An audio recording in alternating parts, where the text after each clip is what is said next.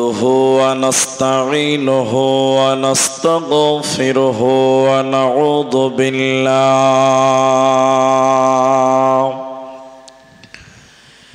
ونعوذ بالله من شرور أنفسنا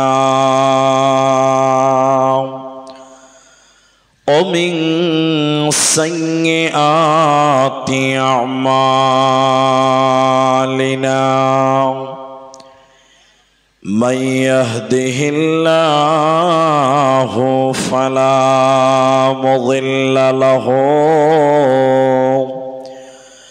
ومن يضلل فلا هادي له وأشهد أن لا إله إلا الله وحده لا شريك له وأشهد أن محمدًا عبده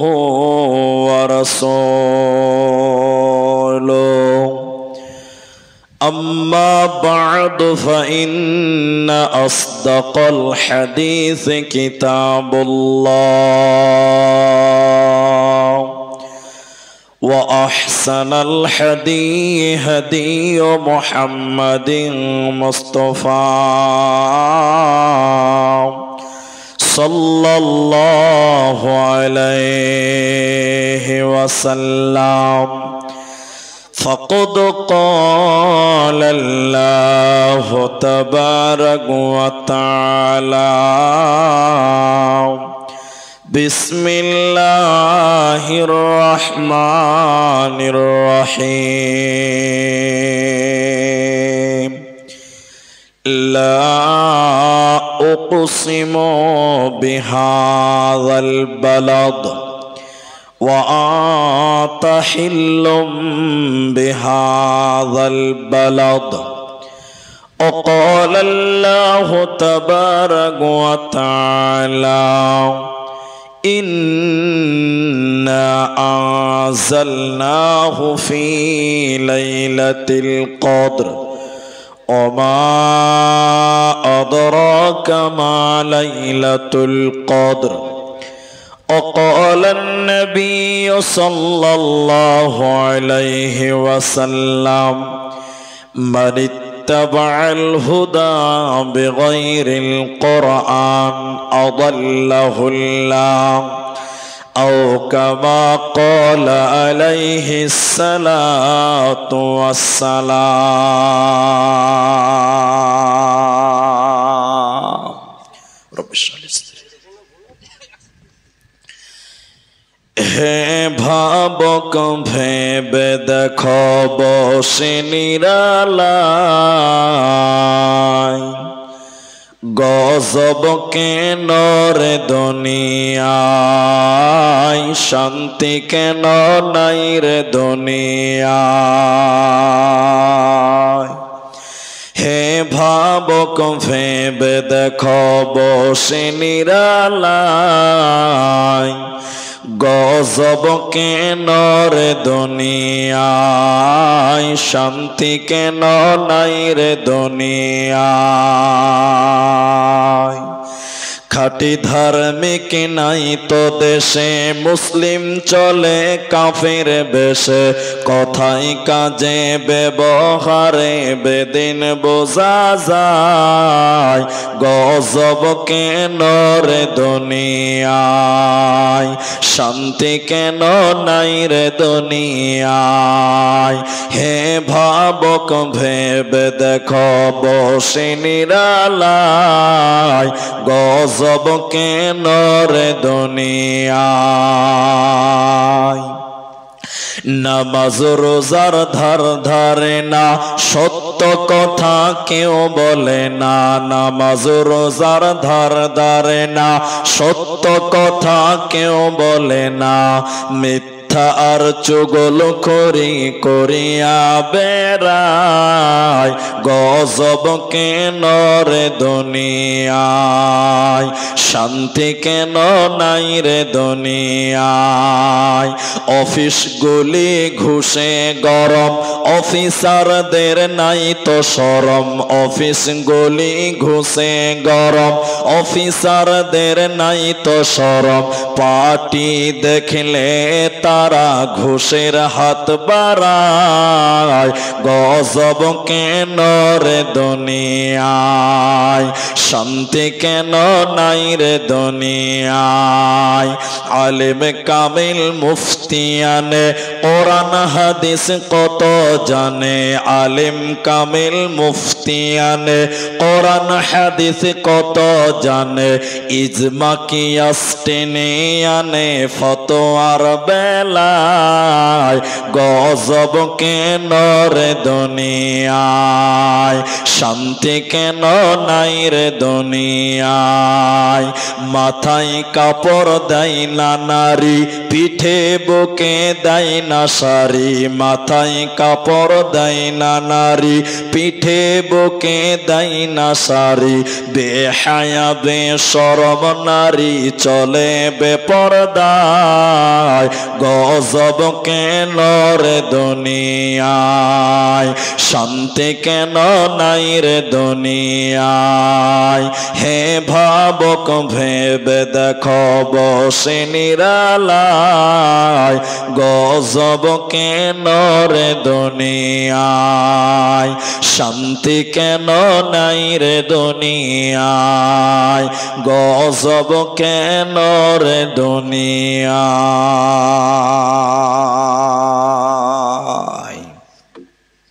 উপস্থিত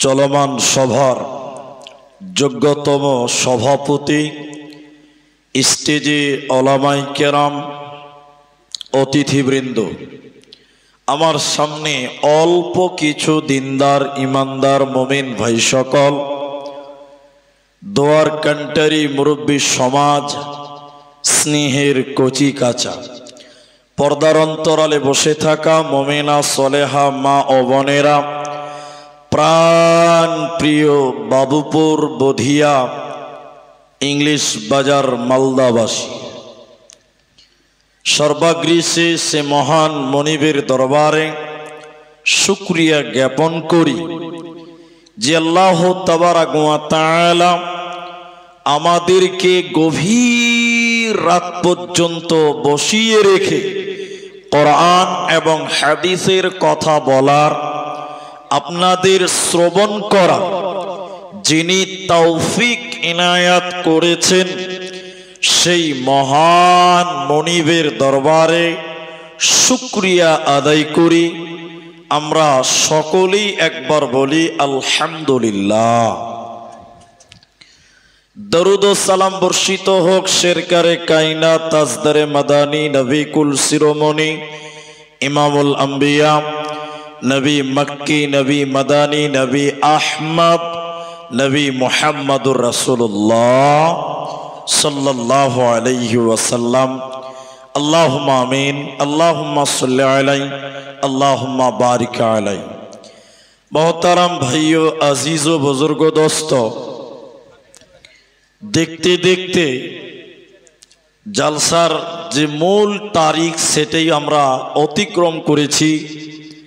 এখন 27 তারিখে এখন জলসা চলছে। আমি আপনাদেরকে বিরক্তও করব না, আর টাইমও পাস করে এদিক সেদিক করে পালাবো না। আমি আজকের এই জলসাটা আমার এখানকার নয়, অন্য কোনো এক জায়গার জলসা, যেটা বলার প্রয়োজন মনে করছি না।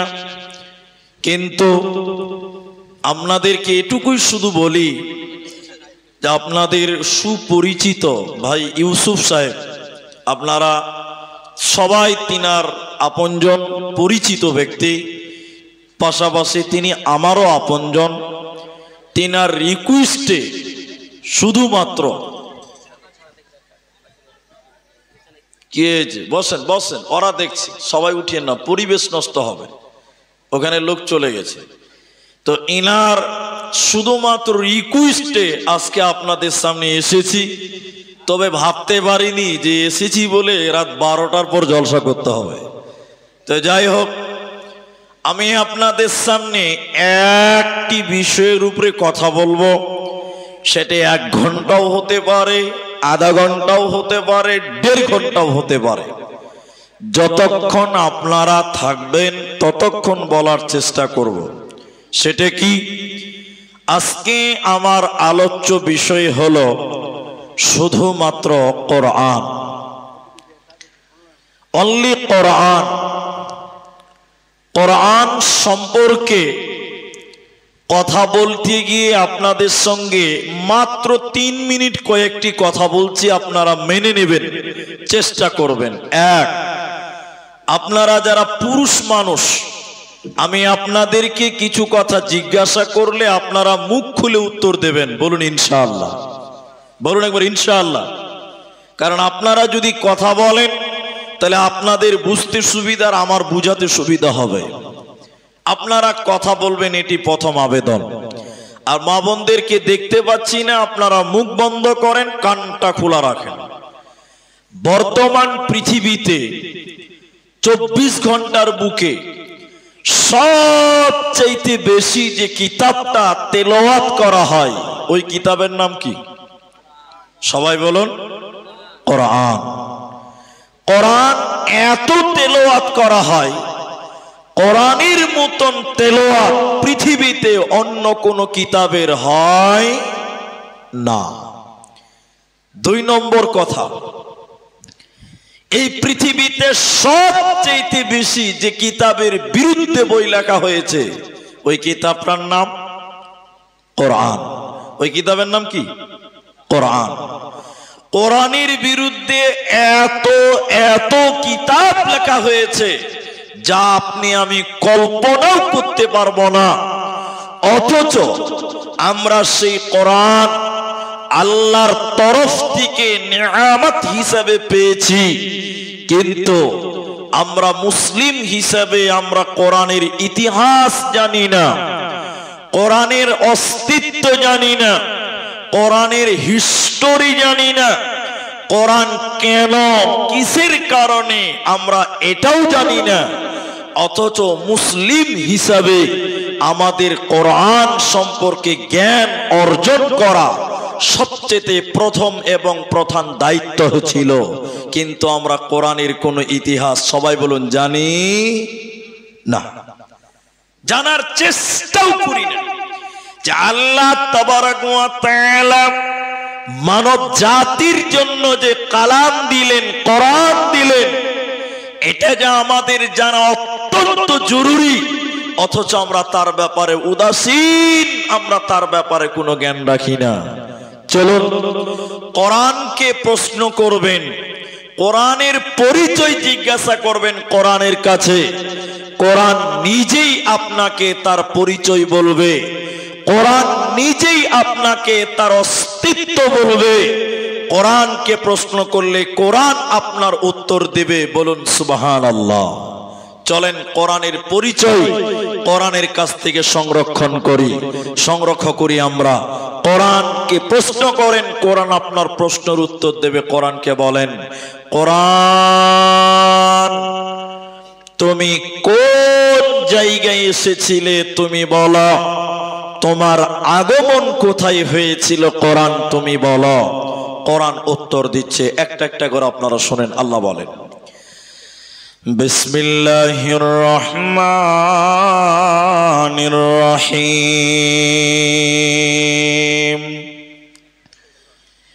লা উকসিমু বিহাওয়াল বালাদ। কোরআনকে প্রশ্ন করেন, কোরআন তুমি কোন জায়গায় এসেছিলে বলো। কোরআন বলছে, আমি 2টি শহর কেন্দ্রিক নাজিল হয়েছে বান্দা। ওই 2টি শহর মালদা রায়গঞ্জ নয়, ওই 2টি শহর কোরআনি স্থান পেয়েছে। একটা মক্কা মুকাররমা, অপরটি মদিনা মুনাওয়ারা। কোরআনকে যে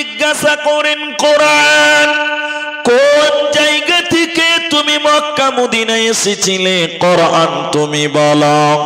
কোরআন বলছেন বল হুয়া কোরআনুম মাজিদ ফি লাওহিম মাহফুজ।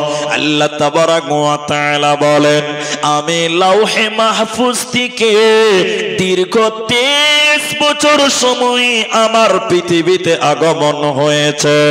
এবার কোরআনকে জিজ্ঞাসা করেন কোরআন, হে কোরআন তুমি মক্কা মদিনায় এসেছো লাওহে মাহফুজ থেকে জানলাম, তো তুমি কখন এসেছো, কোন টাইমে তুমি এসেছো বলো, কোন দিনে তোমার আগমন হয়েছে বলো। কোরআন তুমি কোন দিনে পৃথিবীতে এসেছিলে, কোরআন তুমি জবাব দাও। কোরআন বলছে শাহরু রমাদানাল্লাযী উনজিলা ফীহিল কোরআন। কোরআন বলছে আমি রমজান মাসে পৃথিবীতে আমার আগমন হয়েছে। হে আল্লাহর বান্দা শুনে নাও, আমি পৃথিবীতে রমজান মাসে এসেছি, রোজার মাসে এসেছি রে বান্দা। কোরআনকে ৪র্থ নম্বর প্রশ্ন করেন কোরআন, রমজান মাসে তুমি কখন এসেছিলে তুমি বলো, কোন টাইমে তোমার আগমন হয়েছিল, দিনের বেলায় না রাত্রি বেলায় তুমি বলো। কোরআন বলছে ইন্না আনজালনাহু ফি লাইলাতিল কদর। কোরআন বলছে আমি রমজানের শেষের 10-এর বিজুরের রাত্রিতে আমার আগমন হয়েছে।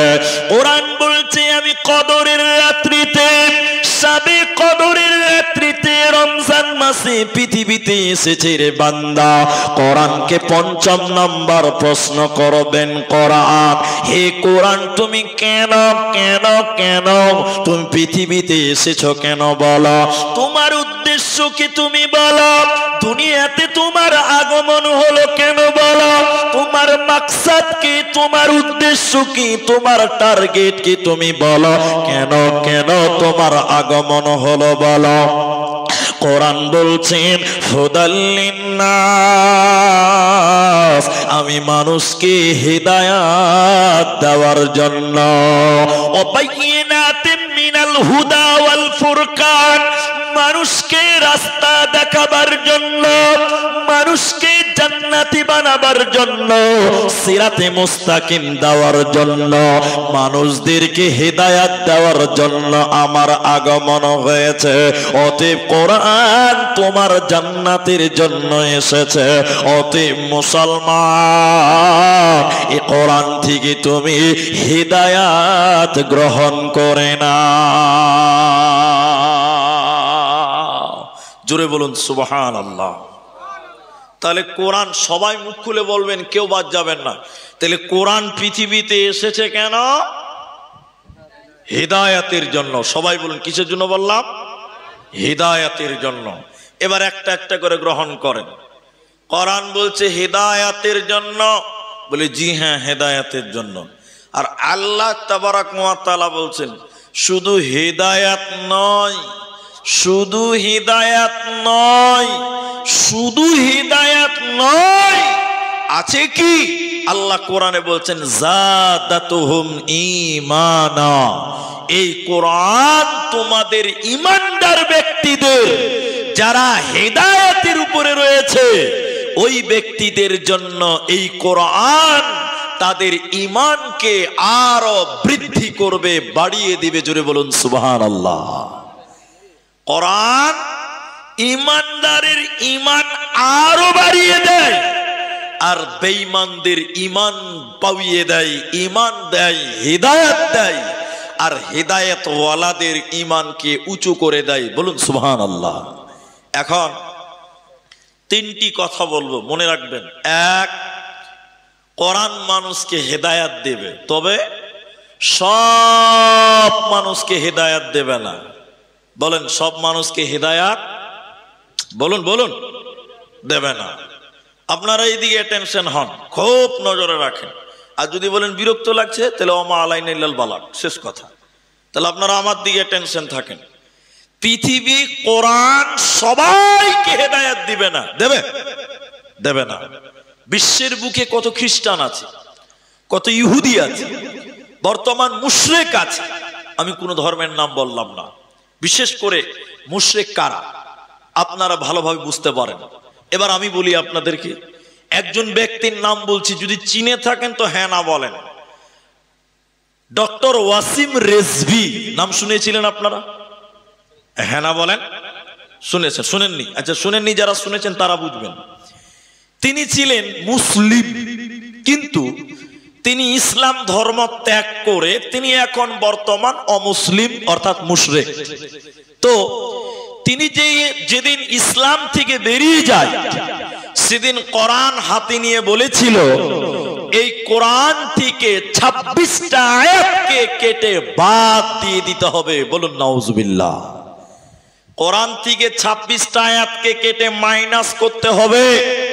এখন আপনাদেরকে যেটা প্রশ্ন করেছি সেটা বলেন, তাহলে এই লোকটা মানে ওয়াসিম রিজভী ও কোরআন পড়েছিল কি পড়ে নাই?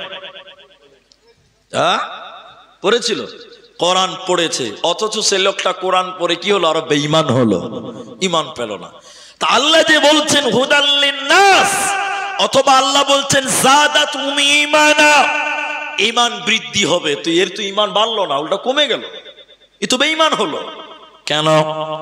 কেন? ছোট্ট একটা উদাহরণ দিলে বুঝতে পারবেন, আমার আয়াতটা কমপ্লিট হয়ে যাবে। তাহলে এই যে রাস্তায় একটা গাড়ি চলে না, টুকটুকি, টুকটুকি বুঝেন তো? টোটো, টোটো, কেউ টুকটুকি বলছে, কেউ টোটো বলছে, আবার কেউ কেউ বলছে পিলপিলি, ওটা আমাদের দেশে বলে। তো হ্যাঁ, আসামি ভাষায় পিলপিলি, উনি মনে হয় চিনেন, তাহলে ভালো জানেন। তো পিলপিলি, এবার আমার দিকে দেখেন তো, এই টোটো বা পিলপিলি গাড়িটা ব্যাটারিতে চলে। ব্যাটারিতে চলে না যে? আপনাদের এই বুধিয়া স্ট্যান্ডে একটা দোকানদার, ওর কাজ হলো ব্যাটারি চার্জ করা। ব্যাটারি চার্জ করে 20 টাকা করে নেয় আর কি। দোকানের বারান্দাতে বড় বড় ব্যাটারি চার্জে লাগিয়েছে। এক খ্যাপা এই দোকানের বড় বড় ব্যাটারি দেখে বড় বড় করে দেখছে আর বলছে, ও দোকানদার, এই মোটা মোটা প্লাস্টিকে কি হয়েছে জি ভাই? কত খ্যাপা, ব্যাটারিকে প্লাস্টিক বলছে। দোকানি ওকে ঠাট বাংলাতে বলে দিয়েছে, ও খ্যাপা, এই প্লাস্টিকে কারেন্ট ভরছি রে, বাড়িতে লাইট জ্বলবে, ফ্যান চলবে। খ্যাপা মনে মনে ভাবছে যে প্লাস্টিকেও কারেন্ট ভরা যায়। খ্যাপা হলো এটা ঠিক বুঝেছে। দোকানি বলছে হ্যাঁ যায়। খ্যাপা তাড়াতাড়ি বাড়ি গিয়ে ওর বাড়িতে যত প্লাস্টিকের বালতি ছিল আর বয়ম ছিল, জার, এক বস্তা নিয়ে এসেছে দোকানির সামনে ঢেলে দিয়ে বলছে, দোকানদার ভাই, আমার প্লাস্টিকের বালতিতে আর জার এখানে কারেন্ট ভরে দাও, বাড়িতে আলা জ্বালাবো। আচ্ছা আপনারা বলেন, এই খ্যাপার প্লাস্টিকের বালতিতে কারেন্ট ঢুকবে? এতটি লোক বলে না ঢুকবে? এই খ্যাপার বালতিতে প্লাস্টিকের জারে কারেন্টের তার যদি লাগিয়ে দেয়, একটু চার্জ হবে? হবে না। দোকানি বলছে তোর প্লাস্টিকে হবে না। খ্যাপা তখন জামা গুটাইছে, তখন মর বাবা, তোর বেলায় হবে আর আমার প্লাস্টিকে হবে না মানে? ইউ ঠিক বুঝেছে, খ্যাপাকে বুঝাইতে পারে না। এবার দোকানদার অনেকক্ষণ চিন্তা ভাবনা করে বললে, ভাই তোর প্লাস্টিকের জারে কারেন্ট ঢুকবে না, আমার প্লাস্টিকের ব্যাটারিতে কারেন্ট ঢুকবে কেন? এই দুটির মধ্যে বিরাট বড় তফাৎ আছে, ফারাক আছে, পার্থক্য আছে। আমার ব্যাটারির ভিতরে এসিড আছে, তামা আছে, পানি আছে, লাইলন আছে, রবার আছে, এর কারণে তার ভিতরে কারেন্ট ঢুকবে, চার্জ হবে। আর পাগল খ্যাপা, তোর প্লাস্টিকের জারের ভিতরে কিছুই নাই, হাওয়া আছে, কিয়ামত পর্যন্ত তার লাগিয়ে রেখে দিল, তোর প্লাস্টিকের জারে কিন্তু কারেন্ট ঢুকবে না।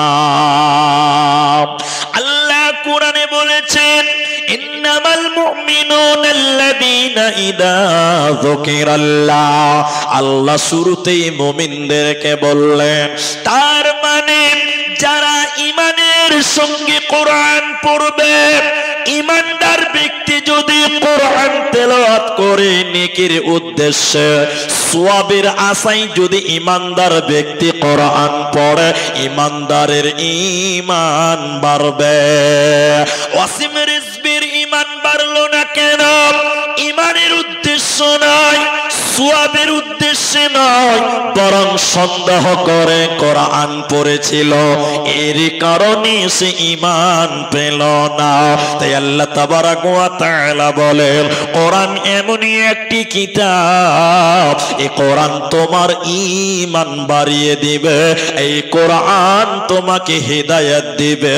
অতএব কোরআন থেকে হিদায়াত গ্রহণ করো, এরই নাম ফুরকান। এখন রাসূলুল্লাহ সাল্লাল্লাহু আলাইহি সাল্লাম, বলুন নবী মুহাম্মদুর রাসূলুল্লাহ, তিনি বলছেন, এটা তার কথা। ইমাম তিরমিজি হাদিসটি বর্ণনা করেছেন। রাসূলুল্লাহ বললেন, মানিত্তাবাআল হুদা বিগাইরিল কোরআন, এদিকে দেখবেন দল্লা ইউদিল্লু বাবে ইফআল। নবীজি বললেন, মানিত্তাবাআল হুদা বিগাইরিল কোরআন আদাল্লাহুল্লাহ, আদাল্লাহুল্লাহ, এটা বুঝেন খালি। নবী বললেন, কেউ যদি কোরআন বাদ দিয়ে অন্য কোথাও হিদায়াতের জন্য যায়, একবার সবাই বলুন হিদায়াতের মালিক কে? আর একটু জোরে বলুন, হিদায়াতের মালিক কে? আল্লাহ। কিন্তু হিদায়াত নিতে হবে কোরআন থেকে। কোথা থেকে নিতে হবে? না আল্লাহকে, আল্লাহ এসে তোমাকে বেটে খিলিয়ে দিবে, হেদায়াত দেবে না। তাহলে হিদায়াতের মালিক আল্লাহ, গ্রহণ করতে হবে কোরআনের কাছ থেকে। সবাই বলুন কার কাছ থেকে? কোরআন। তো সেই নবী বললেন, কেউ যদি কোরআন বাদ দিয়ে অন্য কোথাও হিদায়াতের জন্য যায়, আদাল্লাহুল্লাহ, আল্লাহ নিজে তাকে জাহান্নামী বানাবেন, গোমরাহ বানাবেন, পথভ্রষ্ট বানাবেন। বলুন নাউজুবিল্লাহ। এটা হয়তো বুঝতে পারলেন না, এবার বুঝবেন। একটা লোক মাজারে সাজদা করে, আপনারা করেন কি? আপনারা করেন না। একটা লোক মাজারে যে সাজদা করছে, ওকে যদি জিজ্ঞাসা করেন, এই এই তুই মাজারে সাজদা দিচ্ছিস কেন? জান্নাতে যাওয়ার জন্য। কিসের জন্য? বলবে কি বলবে না? ওর মাকসাদ ওটাই কিনা? হ্যাঁ না বলেন। একটা লোক গাছের তলে মাটির তৈরি মূর্তির কাছে পূজা করছে, প্রার্থনা করছে, সে অন্য ধর্মের লোক। ওকে যে বলেন, ভাই তুমি এই মাটির তৈরি মূর্তির উপাসনা করছো কেন? ওর ভাষায় বলবে স্বর্গে যাওয়ার জন্য। স্বর্গ মানে জান্নাতকে বোঝানো হচ্ছে, জান্নাতে যাওয়ার জন্য। তাহলে একটা লোক মাজারে গিয়েছে, সাজদা করছে, কোথায় যাওয়ার জন্য? বলুন বলুন। জান্নাতে যাওয়ার জন্য, হিদায়াতের জন্য। আচ্ছা বলেন, এই লোকটা আগে নামাজ পড়তো না, লোকটা ভালো না খারাপ? কথা বলেন, লোকটা ভালো না খারাপ? খারাপ। নামাজ পড়তো না বলছে ভালো লোক? খারাপ। ঠিক আছে, ঠিক আছে, ঠিক আছে। এখন ওই লোকটা আবার মাজারে গিয়ে সেজদা করছে। বলেন আগের খারাপ বেশি ভালো না এখনকারটা বেশি ভালো? এখন বেশি খারাপ। আগেরটা ভালো। এখন কি? আগে নামাজ পড়তো না এক পাপী, এখন তো নামাজ পড়েই না, উল্টা মাজারে গিয়ে সাজদা করছে। তাহলে এখন বেশি খারাপ, ঠিক কিনা জুড়ে বলেন? কেন? ওখানে গেছে, মাজারে গেছে হিদায়াতের জন্য। বিশ্ব নবী বলছেন, কেউ যদি আল্লাহর কোরআন বাদ দিয়ে অন্য কোথাও হিদায়াতের জন্য যায়, আল্লাহ নিজে তাকে গুমরাহ করবে, আরো পাপী বানাবে। এ দেখেন আরো পাপী হয়ে গেছে, ঠিক কিনা জুড়ে বলেন? এই জন্য কোরআন বলছে হুদাল লিন্নাস, এই কোরআন তোমার হিদায়াত দেবে, মানুষের জন্য হিদায়াত। শুধু তাই নয়, বিশ্বনবী বললেন, শুনে নাও, কিয়ামতের দিন দুইটি আমল মানুষদের জন্য সুপারিশ করবে, সাক্ষী দিবে আল্লাহর কাছে দুইটি আমল। ওই দুইটি আমলের ভিতরে একটি আমলের নাম কোরআন। বাবুপুরের মুসলমান, বুধিয়া অঞ্চলের মুসলমান, কিয়ামতের দিন কোরআন আল্লাহকে বলবে, আল্লাহ তোমারে বান্দা কোরআন তেলাওয়াত করেছিল, আল্লাহ তোমারে বান্দাটা, তোমারে বান্দিটা কোরআন তেলাওয়াত করেছিল আল্লাহ তুমি আমি কোরআনের সাক্ষী গ্রহণ করো আল্লাহ কোরআনের সাক্ষী গ্রহণ করবে আর কোরআন পড়নে ওয়ালাকে আল্লাহ ক্ষমা করবে অতএব কোরআন তুমি তেলাওয়াত করো ইহকালেও কামিয়াব হবে মরার পর জান্নাত হবে তোমার কোনো চিন্তা রবে না এরই নাম কোরআন তাই আল্লাহ তাবারাক ওয়া তাআলা সূরা বাকারা সূরা নাম্বার 2 পারা নাম্বার 2 রুকু নাম্বার 21 লাইন নাম্বার 12 আয়াত নাম্বার 177 এর মাঝখানে আল্লাহ বলেন ওয়াল কিতাব এটা দ্বিবচন শব্দ বহুবচন শব্দ আল্লাহ বলছেন ওয়াল কিতাব বামানা ওয়াল কোরআন বুঝাবার জন্য এক বচন বললাম আল্লাহ বললেন ওয়াল কিতাব আমার কোরআনের উপরে তোমরা ঈমান আনো আমার কোরআনের উপরে তোমরা ঈমান আনো যদি তুমি কোরআনের প্রতি ঈমান রাখো আমি আল্লাহ তোমাদেরকে জান্নাতে দিব আর যদি কোরআনকে সন্দেহ করো কোরআনকে যদি অস্বীকার করো কোরআনকে যদি নাকচ করে দাও মরার পর জাহান্নামে যেতে হবে পালাবার উপায় রবে না রবে না রবে না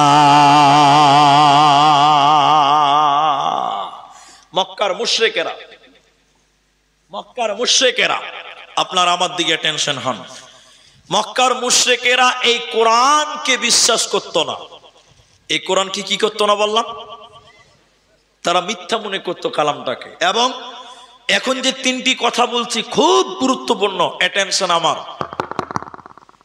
এক মক্কার মুশরিকেরা বলেছিল এই কোরআনটা আল্লাহর কালাম নয় এটা মুহাম্মাদের বানানো কিতাব বলুন নাউজুবিল্লাহ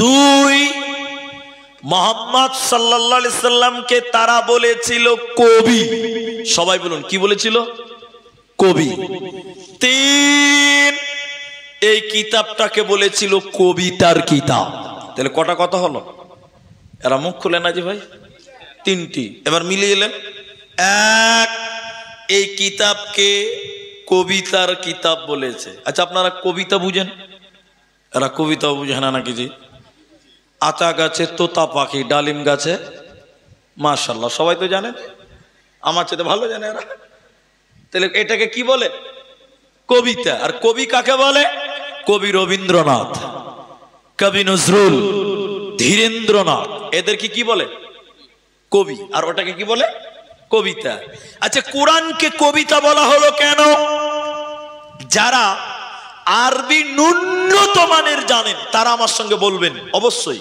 আমি শুধু জিজ্ঞাসা করলে বলবেন কি কোরআন কবিতা কি আছে কোরআনে ইন্না আ'তাইনাকাল কাউসার শেষের অক্ষরটার নাম কি র র আলিফ বাতে র আছে না জি আগেকার বাপ চাচারা যারা বসেন তারা বলবে রে তো এখনকার মুলবিরা আমরা বলছি র আছে না নাই হ্যাঁ না বলেন তাহলে ইন্না আ'তাইনাকাল কাউসার শেষের অক্ষর নাম কি বললাম র সবাই বলুন কি র দ্বিতীয় আয়াত পড়েন ফসল্লি লিরাব্বিকা ওয়ানহার শেষের অক্ষরটা কি র র তিন নম্বর আয়াত পড়েন ইন্না শানিয়াকা হুয়াল আবতার শেষের অক্ষর কি র সুবহানাল্লাহ বলবেন না এত সুন্দর মিল কোরআনে আল্লাহ বললেন والشمس وضحاها والقمر إذا تلاها والنهار إذا جلاها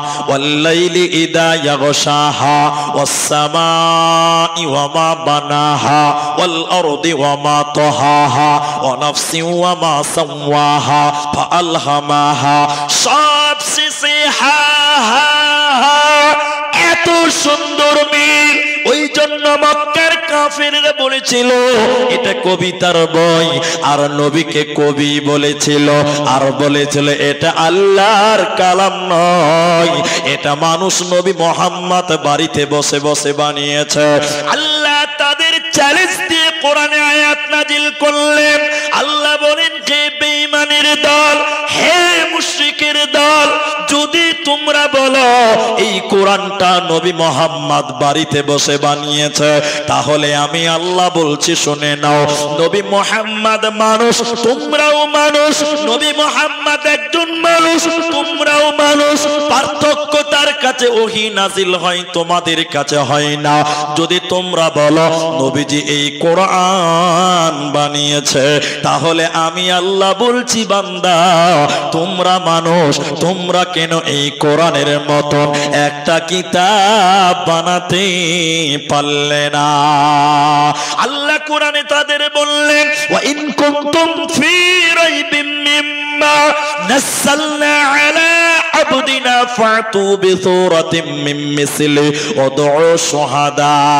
আল্লাহ বলেন, হে মুশরিকেরা শুনে নাও, 114টি সূরা বানাতে হবে না, 30 পারা বানাতে হবে না, একটা আয়াত বানিয়ে দেখাও, একটা সূরা বানিয়ে দেখাও।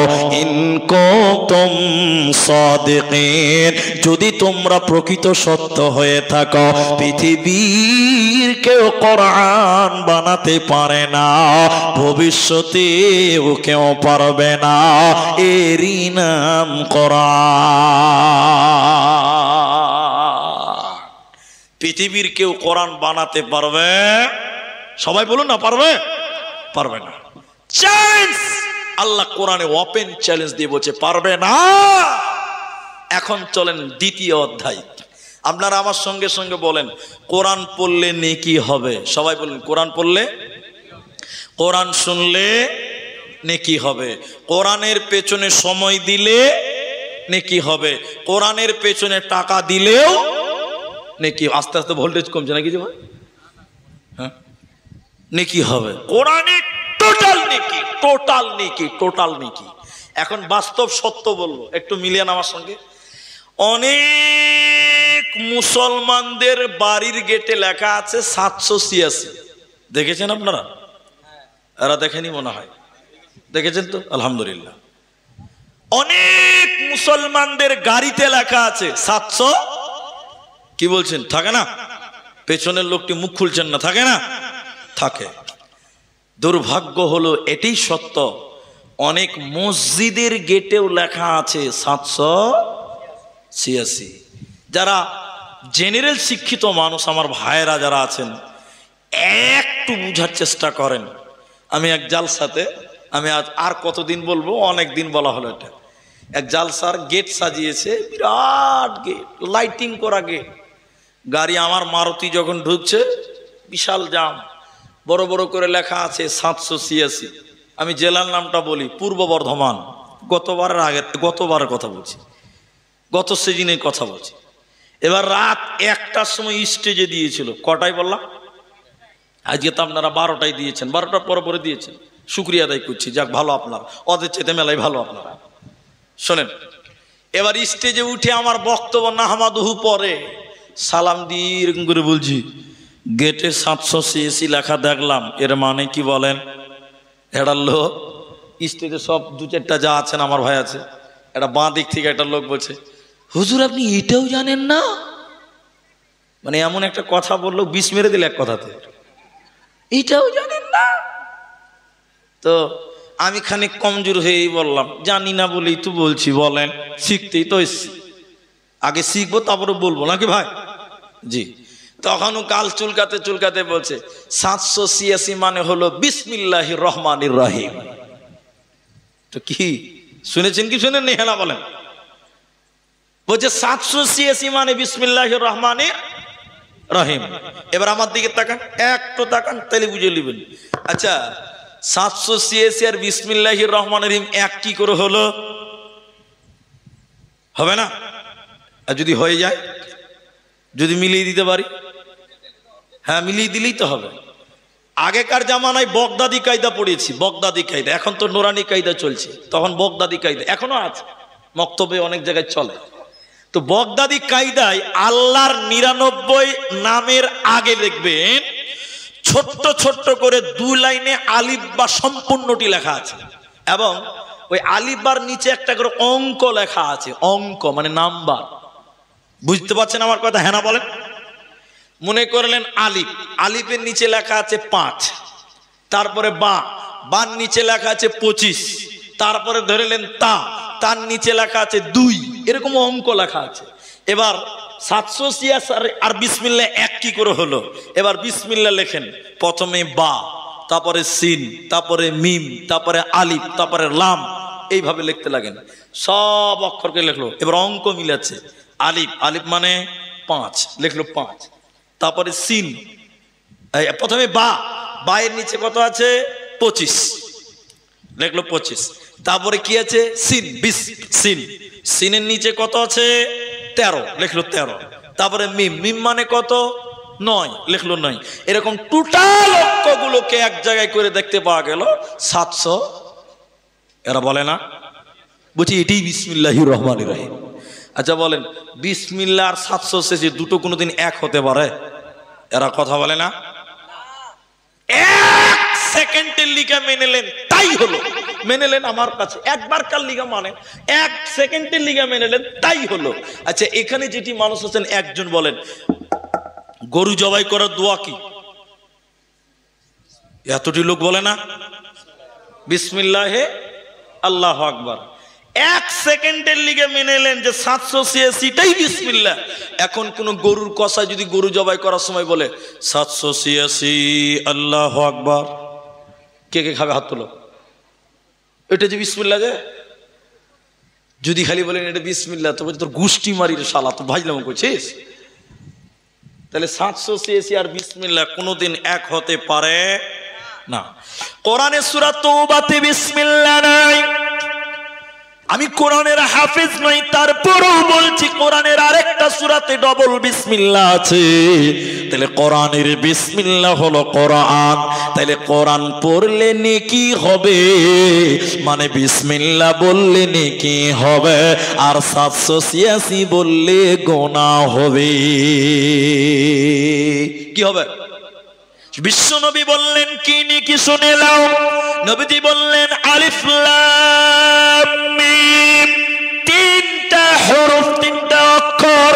কেউ যদি বলে সঙ্গে সঙ্গে 30 নেকি তার আমলনামায় দেওয়া হবে, মানে কোরআনের প্রত্যেকটি অক্ষরে অক্ষরে 10টা করে নেকি পাওয়া যায়। সকলে জোরে বলুন সুবহানাল্লাহ। প্রত্যেকটা অক্ষরে অক্ষরে নেকি পাবেন। পৃথিবীর কোন কিতাব পড়লে আপনি নেকি পাবেন না। সে যত দামি কিতাব হোক, পড়লে জ্ঞান বাড়তেও পারে, নাও পারে, কিন্তু নেকি একটাও পাওয়া যাবে না। এই কোরআনের বিরুদ্ধে এখন পৃথিবীতে ষড়যন্ত্র চলছে। একটু বলেন চলছে না নাই? আপনারা একটু বুক খুলে কথা বলবেন, ভয় নাই, সাহস নিয়ে ইমানের সঙ্গে কথা বলেন। এখন তাম পৃথিবীতে কোরআনের বিরুদ্ধে ষড়যন্ত্র, কি বলছেন, চলছে কি চলছে না? চলছে। আজকে বাবুপুর মাদ্রাসা, কালকে বুধিয়া মাদ্রাসা, পরশুদিন কালিয়াচক মাদ্রাসা, অমুক দিন অমুক জায়গার মাদ্রাসা। এ দেখবেন খালি জিসিবি লাগিয়ে দিয়েছে, বুলডুজার লাগে ভাঙিয়ে দিচ্ছে। দিচ্ছে কি দিচ্ছে না বলেন? দিচ্ছে।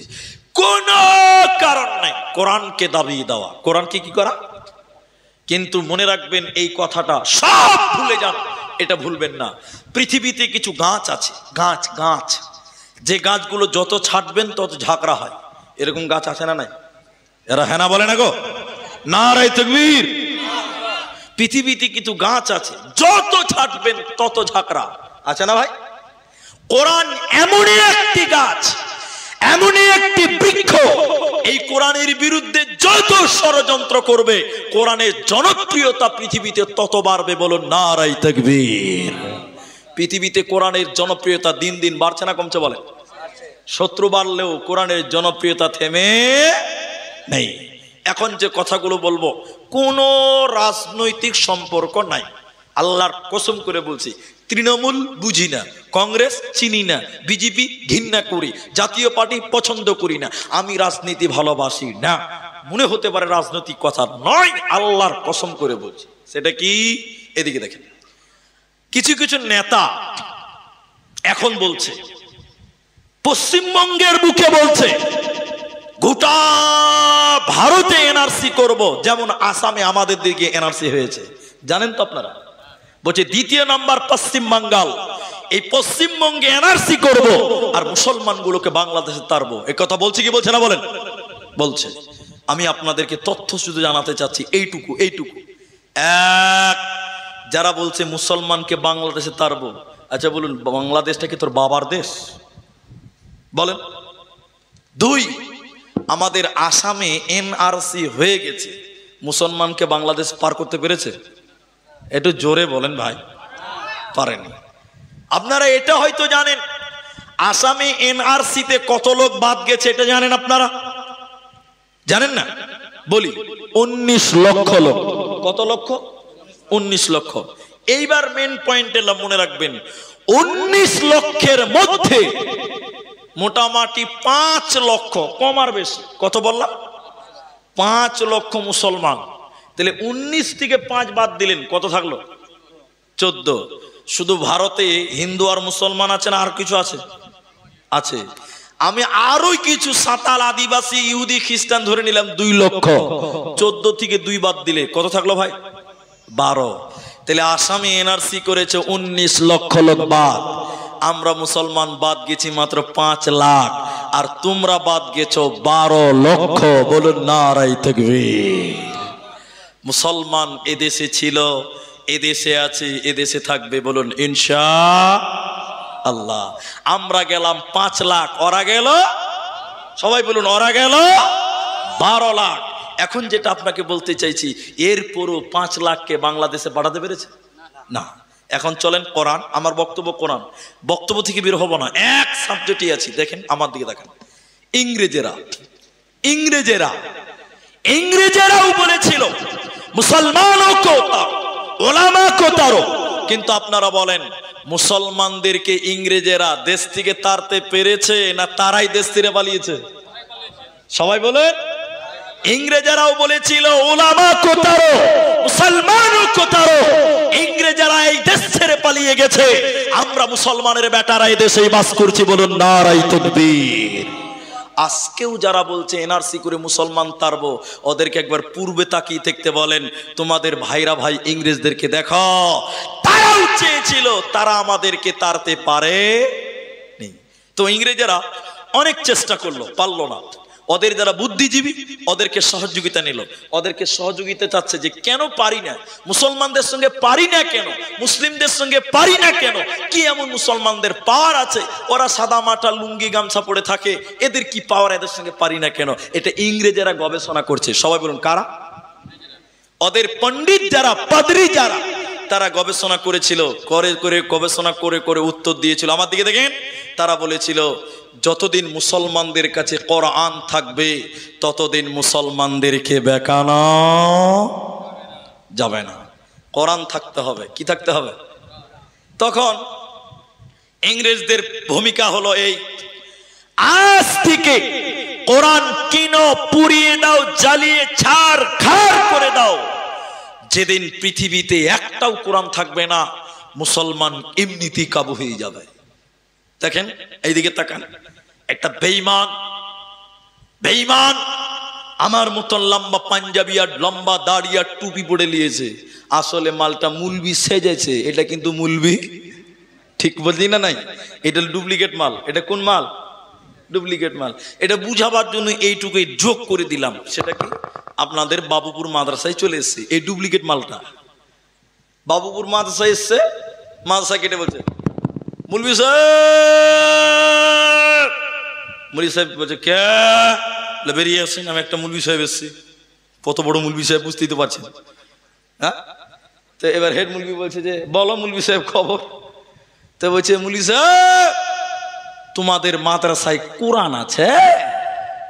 আচ্ছা বলেন এর কেমন প্রশ্ন? হেড মুলবি বলছে এই খ্যাপার বেটা খ্যাপা, তোর মাথায় গোবর আছে রে খ্যাপা, মাদ্রাসায় কোরআন থাকবে না? এরা কথা বলে না মাদ্রাসায় কোরআন থাকবে না? অবাস্তব প্রশ্ন করছে যে তোমার মাদ্রাসায় কোরআন আছে? আচ্ছা ভাই মাদ্রাসায় কোরআন থাকবে না? ওর প্রশ্ন তো 90% ধরা পড়ে গেছে। কত মাথা মোটা খালি দেখেলেন। তো হেড মুলবি বলছি কোন প্রশ্ন রে বাবা? আছে। তো এই ডুপ্লিকেট মালটা আবার বলছে মুলবি সাহেব কটা আছে? তো হেড মুলবি বলছে মেলাইটি আছে। তুমি কটা লিবা? যতটি আছে সবটি লিব। তখন কোরআন বিরুদ্ধে আন্দোলন চলছে, তখনই হেড মৌলবি বুঝে নিয়েছে ডাল মে কুছ কালা হ্যায়। হেড মৌলবি বলছে এই তো ডুপ্লিকেট মাল। হেড মৌলবি বলছে আচ্ছা তুমি কোরআন নেবে তো একটু নাস্তা পানি করো, তুমি তো স্পেশাল লোক, তুমি দামি গেস্ট, নাস্তা পানি করো। মাদ্রাসা আমি বুঝাবার জন্য বাবুপুর মাদ্রাসা, এই বাবু আব্দুর রহমান, করে আব্দুর রহিম, করে আব্দুল সত্তার, তিনটি ছেলে বলছে জি মৌলবি স্যার। বলছে রে বাবা তোমরা তো গোটা গোটা কোরআন মুখস্থ করেছ। হাফিজারা কোরআন মুখস্থ করে না করে। আরে বাবা আব্দুর রহমান, আরে আব্দুর রহিম, আব্দুল সত্তার, ইনি বিদেশি মেহমান কোরআন নেওয়ার জন্য এসেছে। রে বাবা তোমরা তো একজনীয়কে কোরআন ডেলিভারি দিতে পারবে, কিন্তু ক্লান্ত হয়ে যাবে, হিপিয়ে যাবে, পেরেশান হয়ে যাবে। রে আব্দুর রহমান তুমি 1 থেকে 10 পারা শুনিয়ে দাও, আব্দুর রহিম 11 থেকে 20 পারা শুনিয়ে দাও, আব্দুল সত্তার তুমি 21 থেকে 30 পারা শুনিয়ে দাও। যখন তিনটে ছেলে বিসমিল্লাহ থেকে শুরু করে মিনাল জিন্নাতি ওয়ান নাস বলেছে, ওই বেঈমান দাঁড়িয়ে কালেমা পড়ে ঈমান এনে বলতে লাগলো, আমি আল্লাহর কসম করে বলি আমাদের আলোচনা হয়েছিল কোরআন কিন পুড়িয়ে দাও, জ্বালিয়ে দাও, কিন্তু আমি আল্লাহর কসম করে বলছি মুসলমানদের থেকে কোরআনকে আলাদা করা সম্ভব হবে না। তার কারণ শুনে নাও, মুসলমানেরা কোরআনকে তাদের আত্মাতে জায়গা দিয়েছে, অতএব এই কোরআনকে মেটানো সম্ভব হবে না। একজন দার্শনিক এইরকম পৃথিবীর দিকে কোরআন তুলে ধরেছিল, একজন দার্শনিক গবেষক এইরকম পৃথিবীর দিকে কোরআন তুলে ধরেছিল। কোরআন তুলে ধরার পর বলেছিল দেখো দেখো কোরআনটা দেখে নাও। সবাই যখন কোরআন দেখলো, কোরআনটা বন্ধ করে বলেছিল বলো বলো বলো কেমন দেখলে, কি অবস্থায় দেখলে বলো। সবাই তখন বলেছিল সাদা কাগজে কালো কালিতে লেখা আছে। তিনি বলেছিলেন না, এই কোরআনটাই চক্ষু দিয়ে দেখলে হবে না, এই কোরআনটা ঈমানের চক্ষু দিয়ে দেখো। এই কোরআনটা কোনো কাগজে নয়, এই কোরআনটা কোনো কালিতে নয়, এই কোরআনটা শহীদের রক্তের বিনিময়ে এসেছে।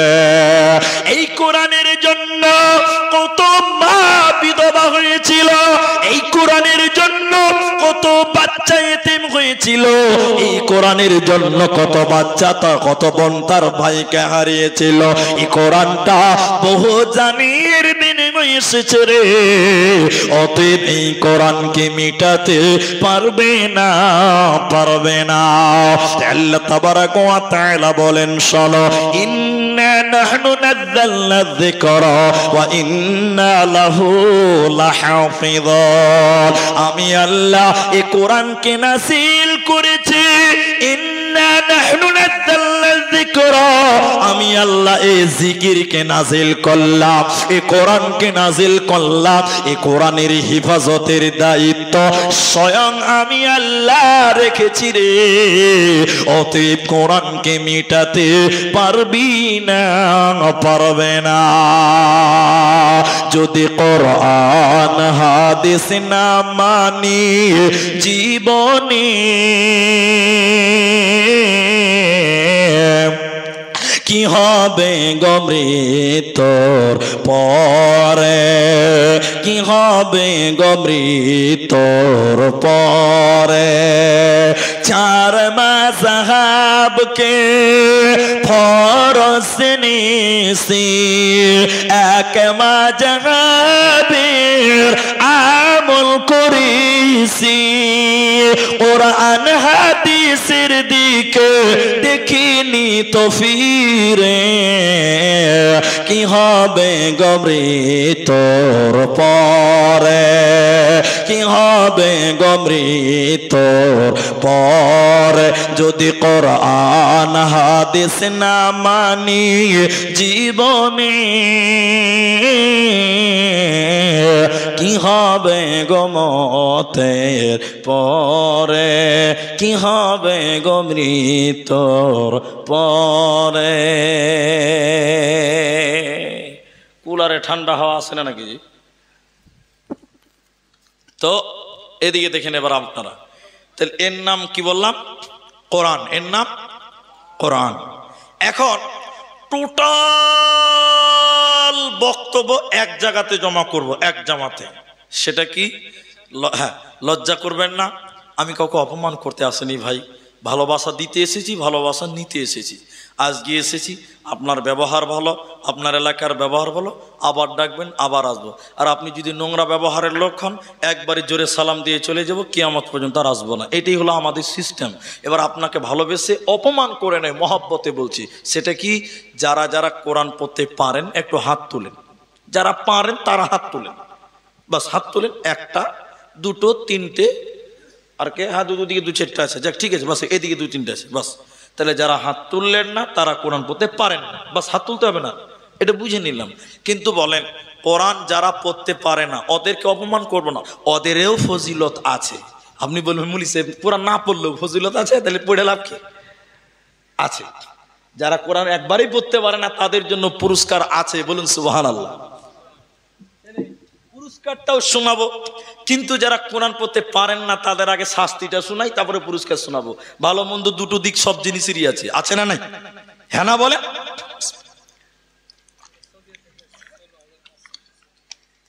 এবার তাহলে শুনুন, অনেক মানুষ দেখবেন কোরআন পড়তে পারে না, কিন্তু কোরআন আলাদেরকে সহ্যও করতে পারে না। এরকম লোক নাই ভাই? আপনাদের এই এলাকাতে নাই? কোরআন আলাদের দেখলে একটু মাথা খারাপ হয় কিছু কিছু লোকের, সবার নয়, কিছু কিছু লোকের আছে। এখন যে উদাহরণ দেব শোনেন। এক দার্শনিক গেছে নদীতে ঘুরতে। কোন নদী? ওই গঙ্গা নদী, ফারাক্কা নদীতে। কথা বুঝতে পারলেন?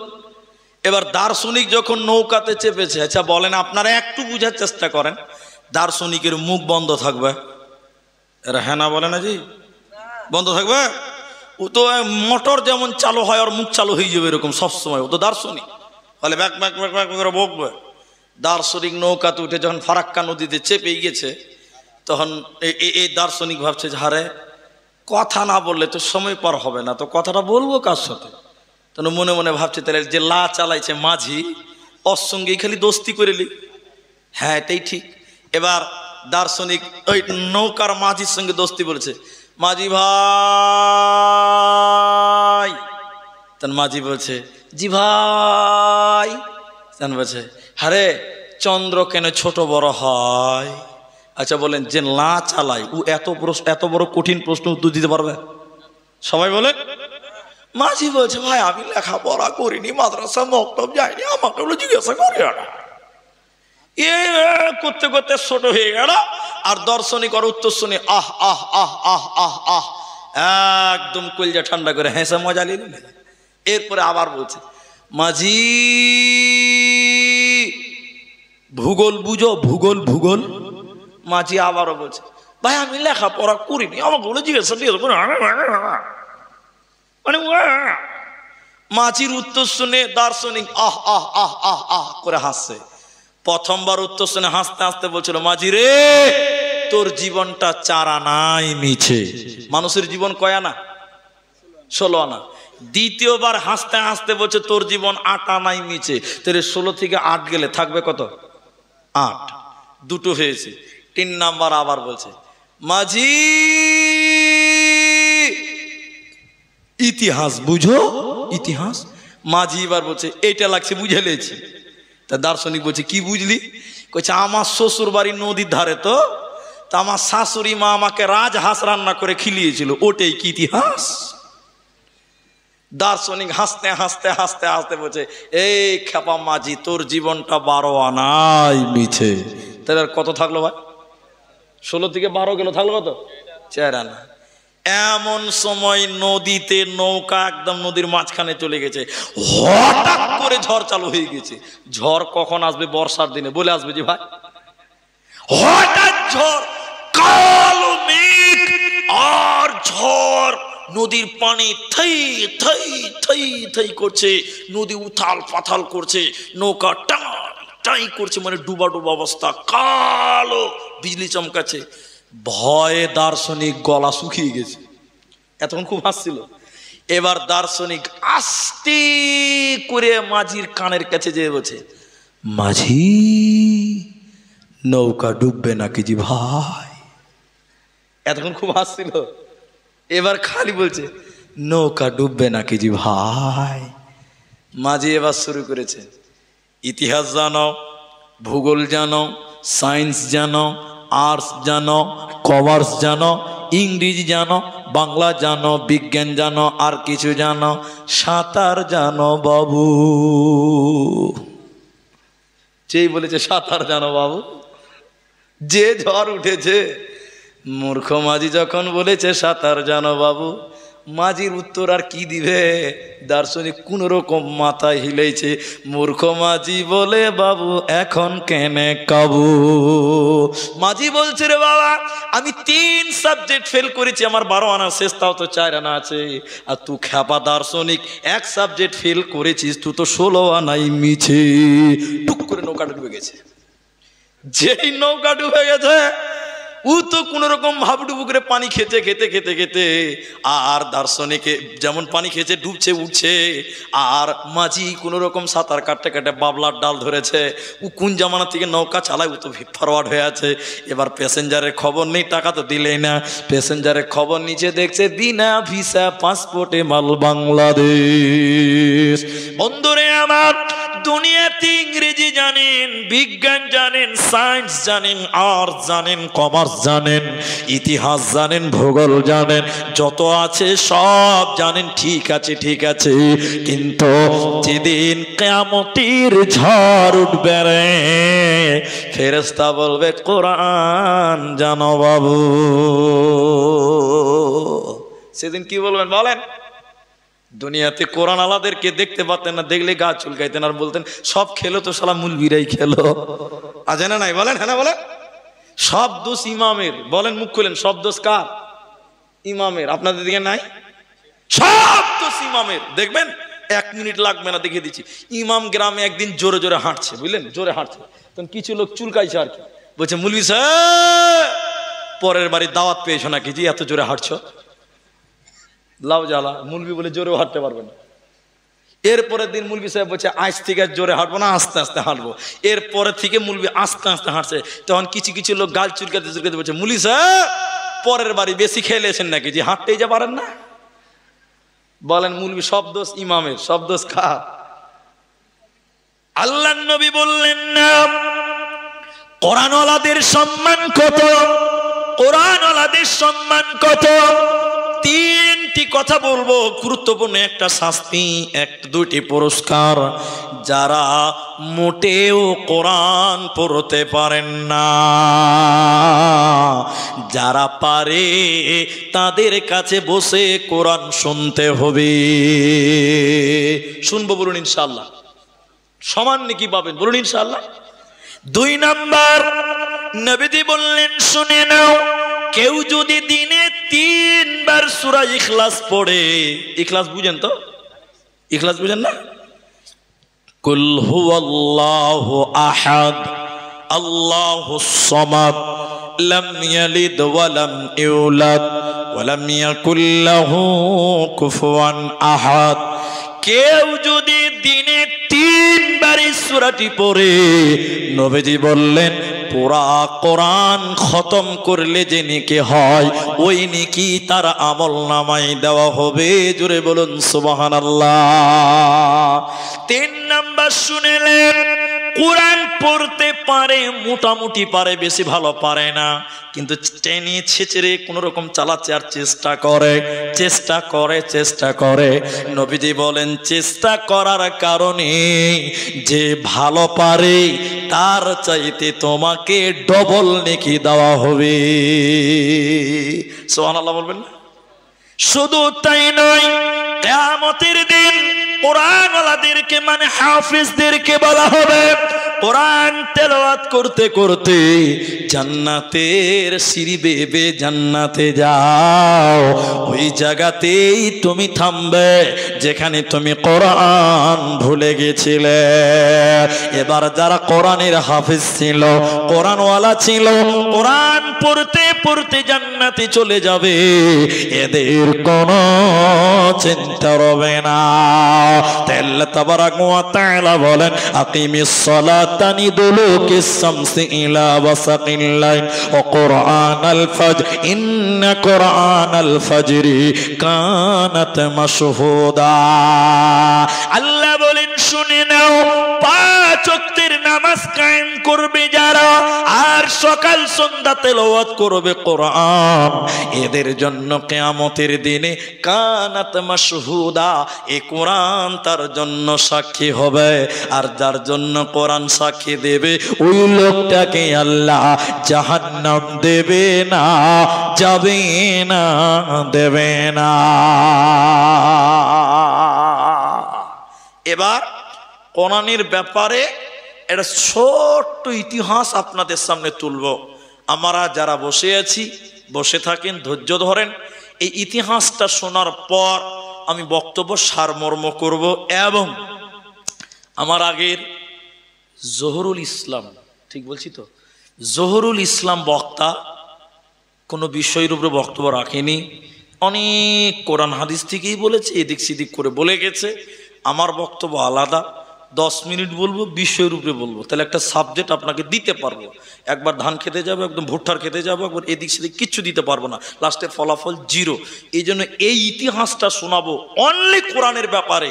এরপর এই যে বিশাল মসজিদের দায়িত্বভার আপনারা নিয়েছেন আল্লাহর ঘর রক্ষার জন্য, আল্লাহর ঘর তৈরির জন্য দায়িত্ব নিজের গ্রামের লোকেরা নিয়েছেন, এই দিকে আপনাদের টাচ দিয়ে আমি দোয়ার দিকে যাব।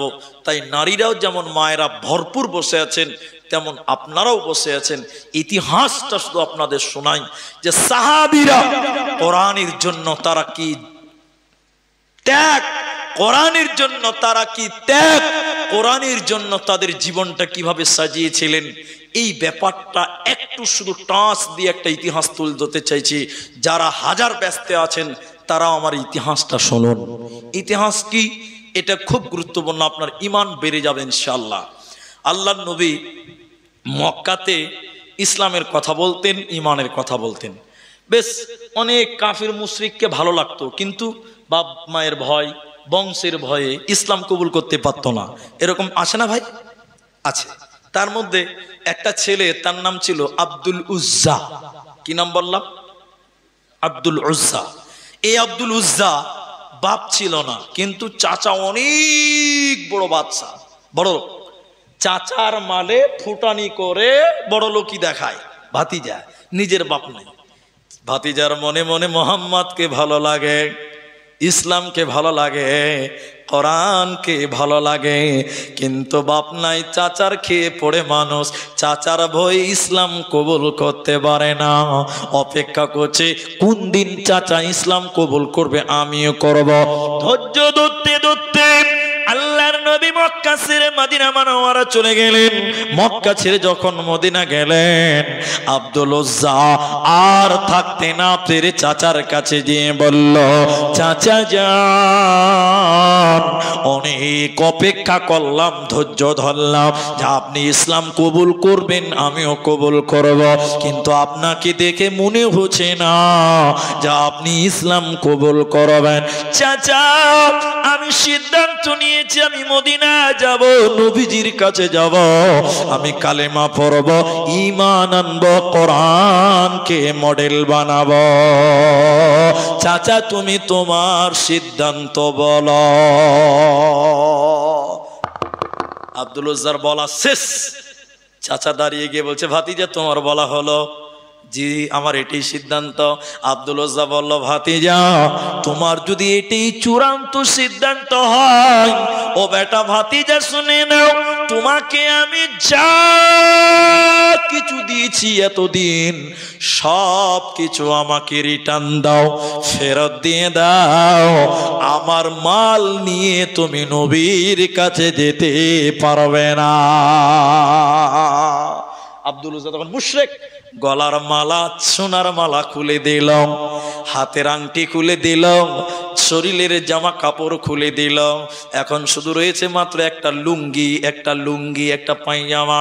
এবার আব্দুল উজ্জাকে আর চাচা বলছে, ভাতিজা রে শুনে নাও, তোমার শরীরে পরনে যে লুঙ্গি রয়েছে রয়েছে, পায়জামা রয়েছে, ওটাও আমার টাকা, আর ওইটাও খুলে তোমাকে দিতে হবে, ল্যাংটা হয়ে যেতে হবে, তোমাকে কিছুই দেব না।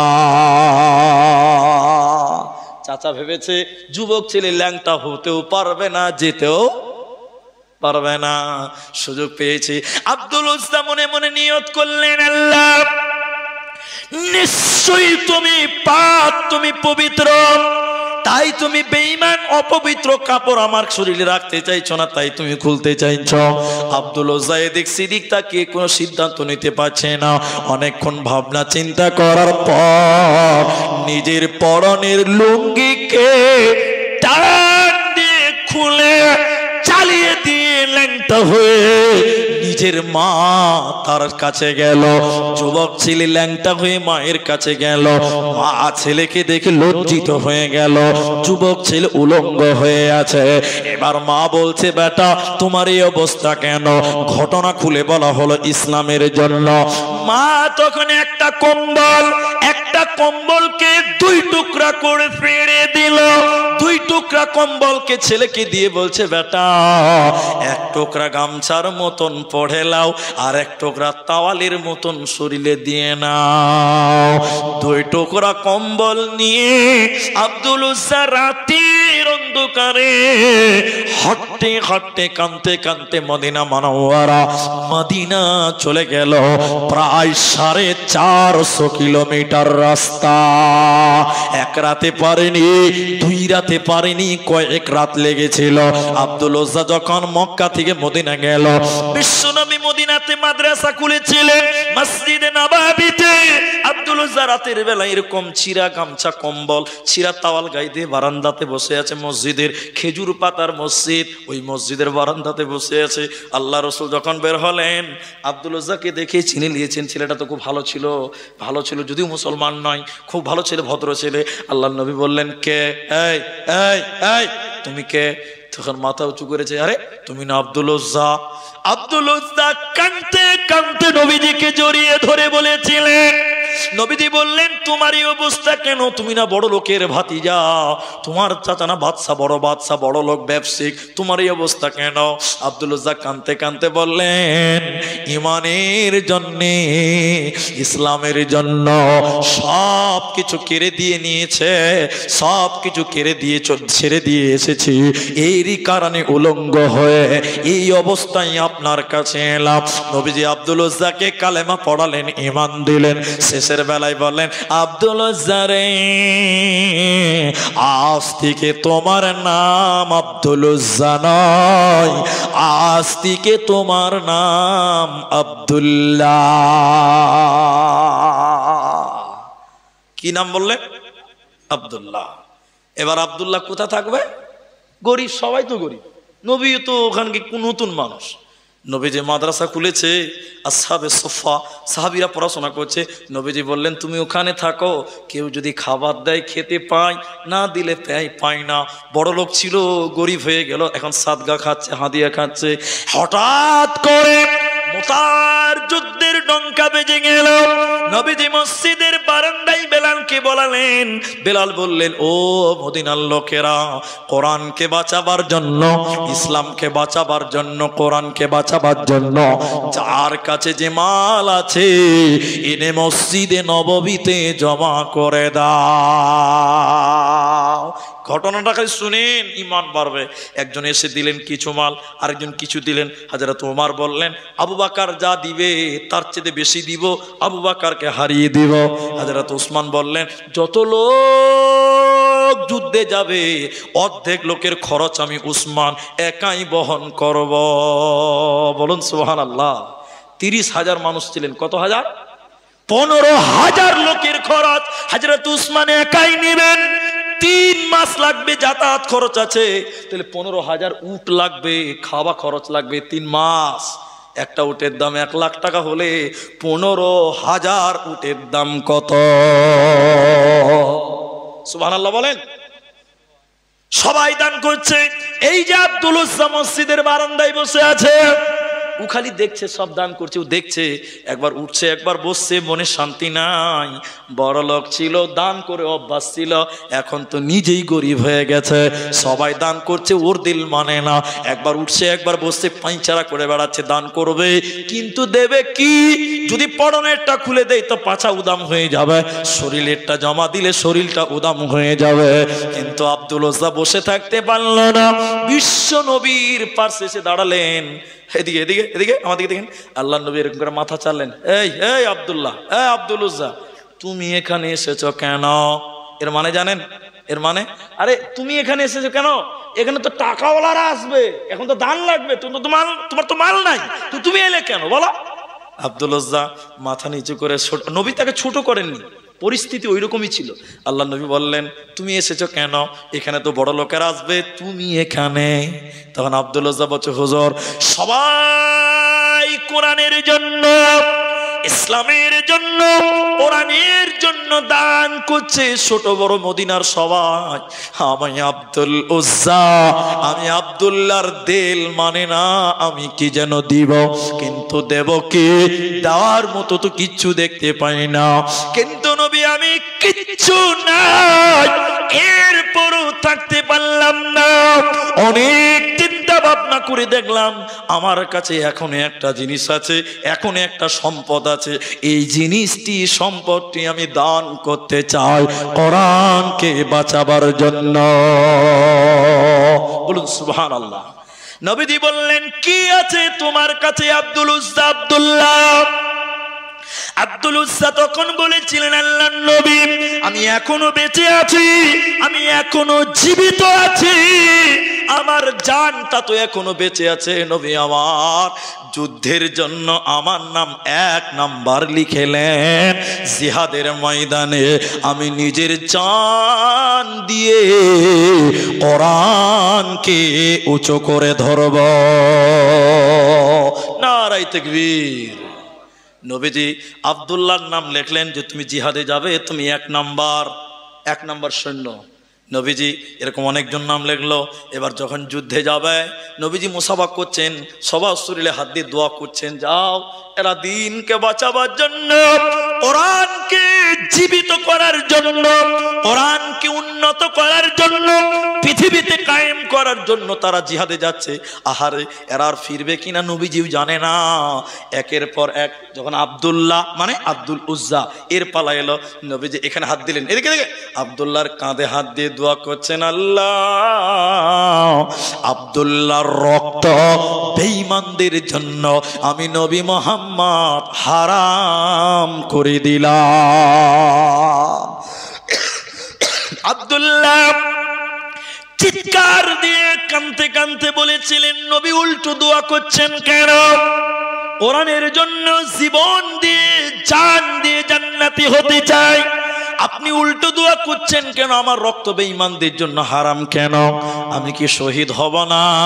নবীজি বললেন, আব্দুল উজ্জা রে, তুমি ইসলামের জন্য যে ত্যাগ স্বীকার করেছো, তুমি যদি ঘরে বাড়িতে জ্বরে মারা যাও, তবু তোমাকে আল্লাহ শহীদের মর্যাদা দেবে। লম্বা ইতিহাস, আর 2 মিনিটও লাগবে না, শেষ পর্যায়ে চলে এলাম। এবার আব্দুল্লাহ শহীদ হতে পারলো না, যুদ্ধে গেল, ওকে কেউ মারতে পারে নাই, রাসূলের দোয়া কবুল হয়েছে। বলুন সুবহানাল্লাহ। আরেকটা প্রমাণ করব দোয়া কবুল হয়ে গেছে। হঠাৎ করে রাত্রিবেলায়, যুদ্ধ তখন শেষ হয়নি, হঠাৎ করে রাত্রিবেলায় আব্দুল উজ্জার জ্বর আরম্ভ হয়ে গেল। ওই যে রাসূল বললেন তুমি জ্বরে মরলেও শহীদ হবে, দেখেন ওর শরীরে জ্বর হয়ে গেছে, মানে রাসূলের দোয়া প্রমাণ হয়ে গেছে। দ্বিতীয় প্রমাণ হলো, বলুন সুবহানাল্লাহ।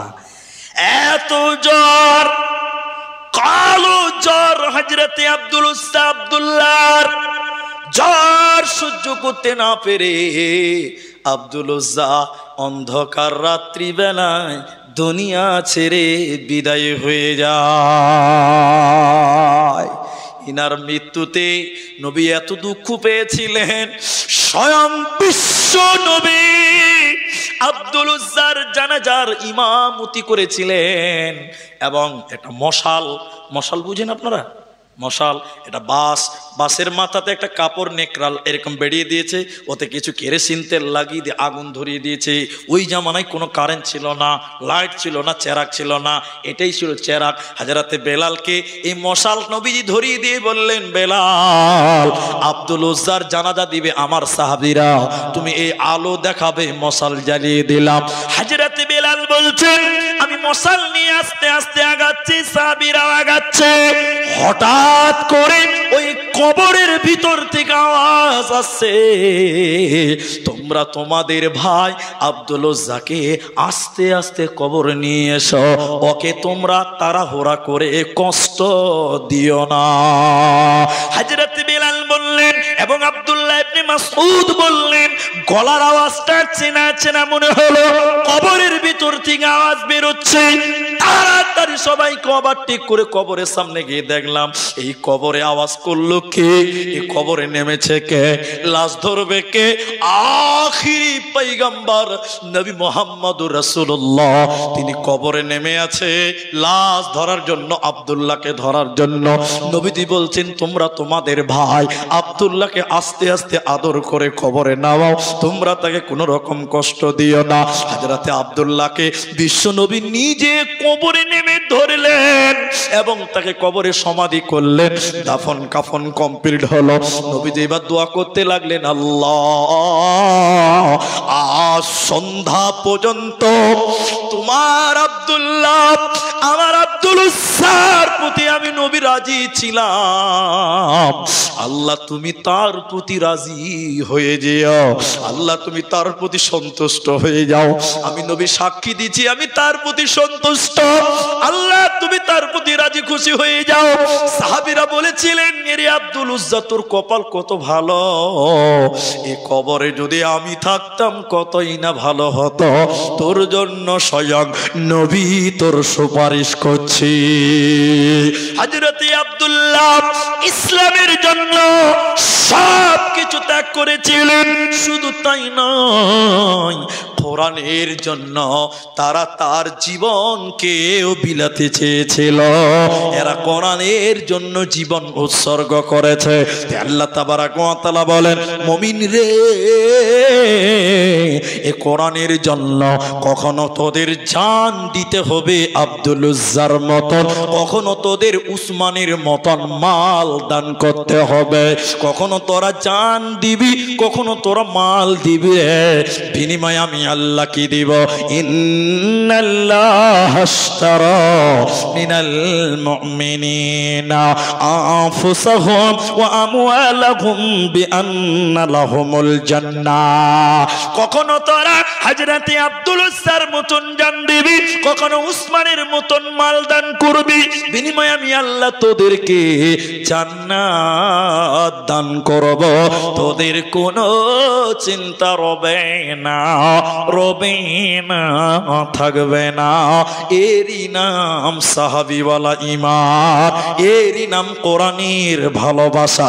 ওতে কোরআনের জন্য সময় দিলে, টাকা দিলে, জীবন দিলে, সম্পূর্ণটা আমলের নেকিতে চাপানো হয়। ভাইয়া, অনেক কথা কোরআনের উপরে নির্ভর করে বলেছি।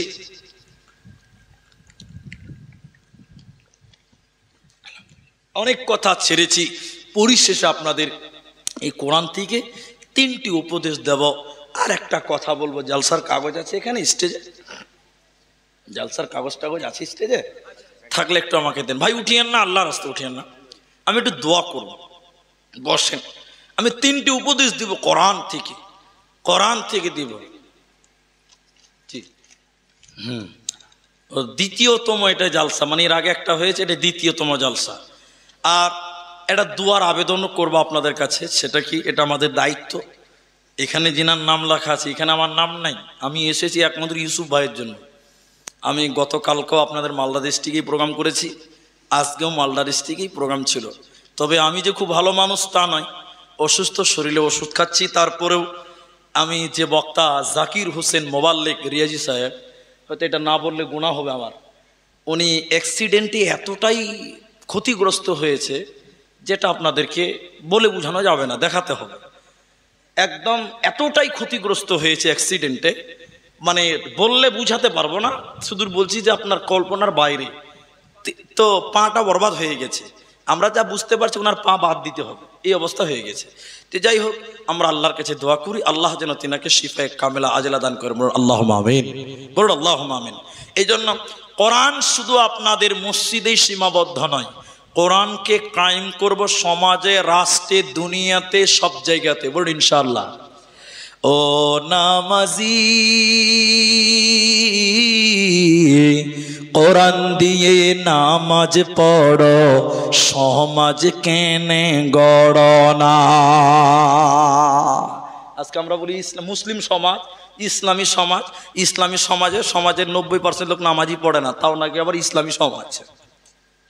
জি, তাহলে কোরআন শুধু মসজিদে সীমাবদ্ধ নয়, কোরআন শুধু জলসা সীমাবদ্ধ নয়, টোটাল গ্রামে, রাষ্ট্রে, সমাজে, সংসারে আমরা কোরআনকে কায়েম করার চেষ্টা করব। বলুন ইনশাআল্লাহ। আর কোরআনকে আমরা আবাদ করব মসজিদে। আবাদ করব কোথায়? মসজিদে। কোরআন শিক্ষা দিব কোথায়? মসজিদে। ছেলে মেয়েদেরকে পাঠান, কোরআন শিক্ষা দেন। এই কোরআন কত সওয়াবের কাজ। আপনার সামনে কোরআন কিয়ামতের দিন আল্লাহর সঙ্গে কথা বলবে। বলুন সুবহানাল্লাহ। এটা কত বড় সৌভাগ্য। এই জন্য আমরা আপনাদের কাছে দোয়া করি, যার মা নাই বাপ নাই, এই যে মসজিদের উন্নতি কল্পে জালসা, এখানে যেটি মানুষ আছেন, টাকা লাগবে না, লাগবে না, লাগবে না, বসে থাকেন। দান করা কোরআনের জন্য, কোরআনের জন্য, মসজিদের জন্য দান করা, এটা নেকির কাজ। দানের কথা শোনাটাও, সবাই বলুন, নেকির কাজ। দান করা দেখাটাও নেকির কাজ। আমি আপনাদের টোটাল এখন শুধুমাত্র 5টা লোকের কাছে আমি একটা আবেদন করব, বাকি কেউ উঠবেন না, চুপ বসে থাকেন, উঠতে হবে না। আপনি দান না করবেন তাও ভালো, বসে থাকেন, কিন্তু 5টা লোকের কাছে একটা আবেদন করব। আবেদনটা কি?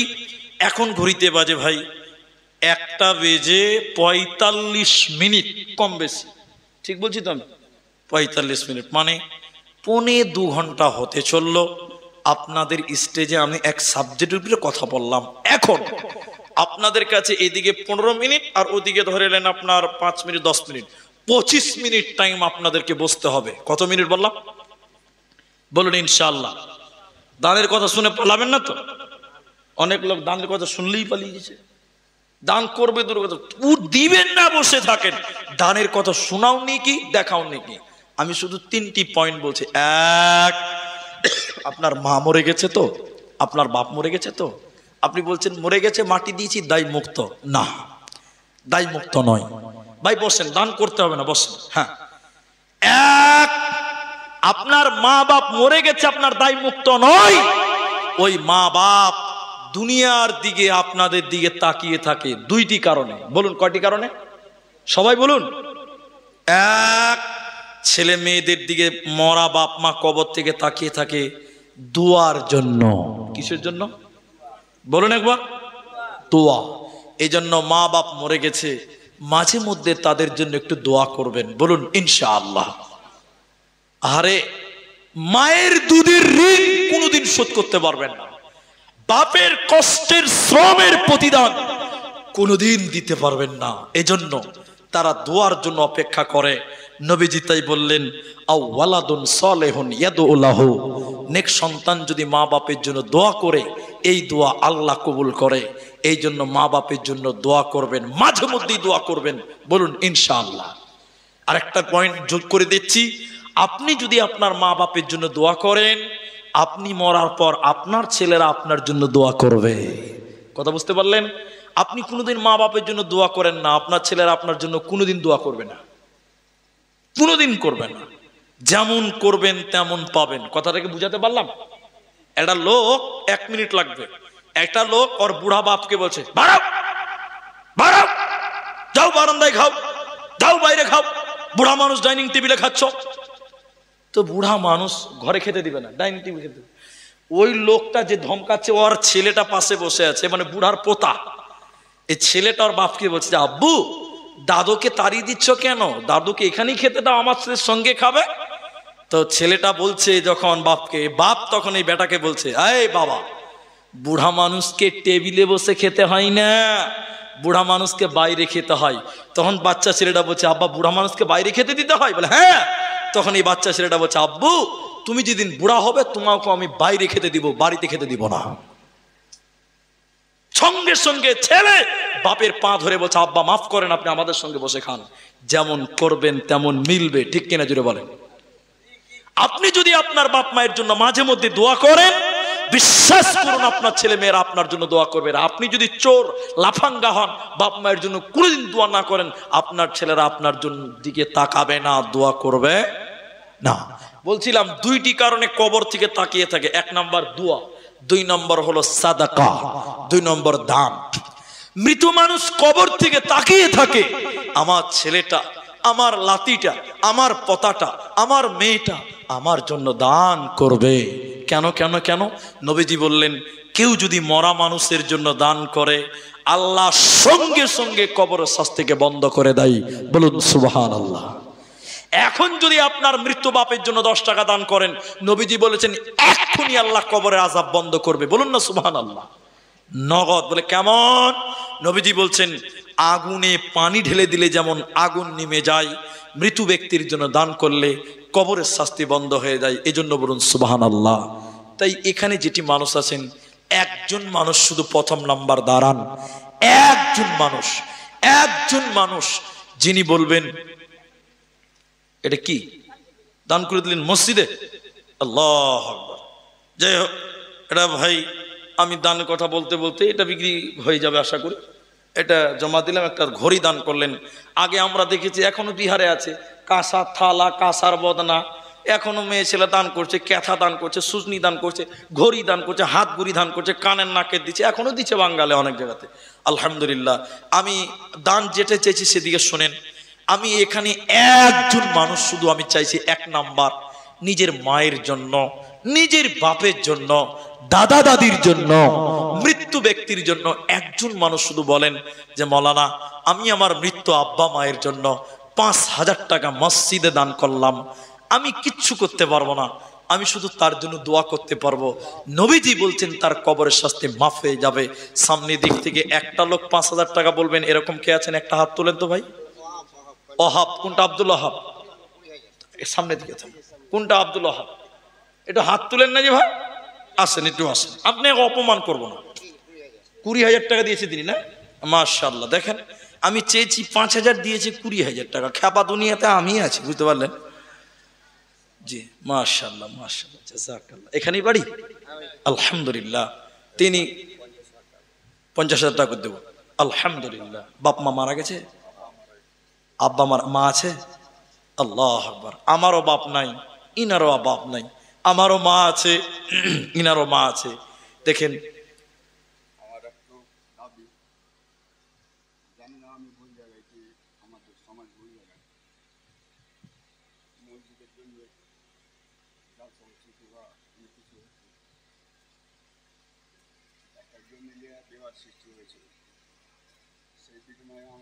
মসজিদের প্রাপ্য আমাকে দেওয়া হয়েছে, আর তার বিনিময়ে যেটার জন্য আমার কাছে রয়েছে মাঠ করে দিয়েছে। এটাই ব্যাপারে একটু বিস্তারিত বলুন। আমি ঘটনাটা সঠিক বুঝতে পারলাম না, তার এটা বোঝা সম্ভবও নয়, এটা পার্সোনাল মা বসলে বুঝতে পারবো না। তো যাই হোক, আমি দোয়া করি আল্লাহ যেন আপনাদের সমস্যাটা সমাধান করে। কারণ আমি এটা আগে যদি বলতেন তাহলে এটা আমি খুব সুন্দর করে বুঝে বলতে পারতাম। আমি কি বুঝবো আর আমি কি বলবো। যাই হোক, আমার আব্দুল ওহাব ভাই তিনি হয়তো সামাজিকভাবে কিছু একটু দুঃখ পেয়েছেন বা তার কোনো ব্যথা আছে। আমি গ্রামবাসীদের কাছে বিনীত অনুরোধ করব যে সমাজ নিয়ে কাউকে বিশেষ করে চাপ দেওয়া, কাউকে দুঃখ দেওয়া, সমাজের মধ্যে বিভ্রান্তি না করে আমরা মুসলমান মিলেমিশে থাকার চেষ্টা করব। আল্লাহ যেন আমাদের তৌফিক দেয়, বলুন আল্লাহুম্মা আমিন। আমি বুঝতে পারছি তার মানসিক অবস্থাটা অত্যন্ত তিনি দুঃখিত হয়ে আছে। আমি আশা করব গ্রামের মানুষ যারা মান্যগণ্য ব্যক্তি যারা আছেন,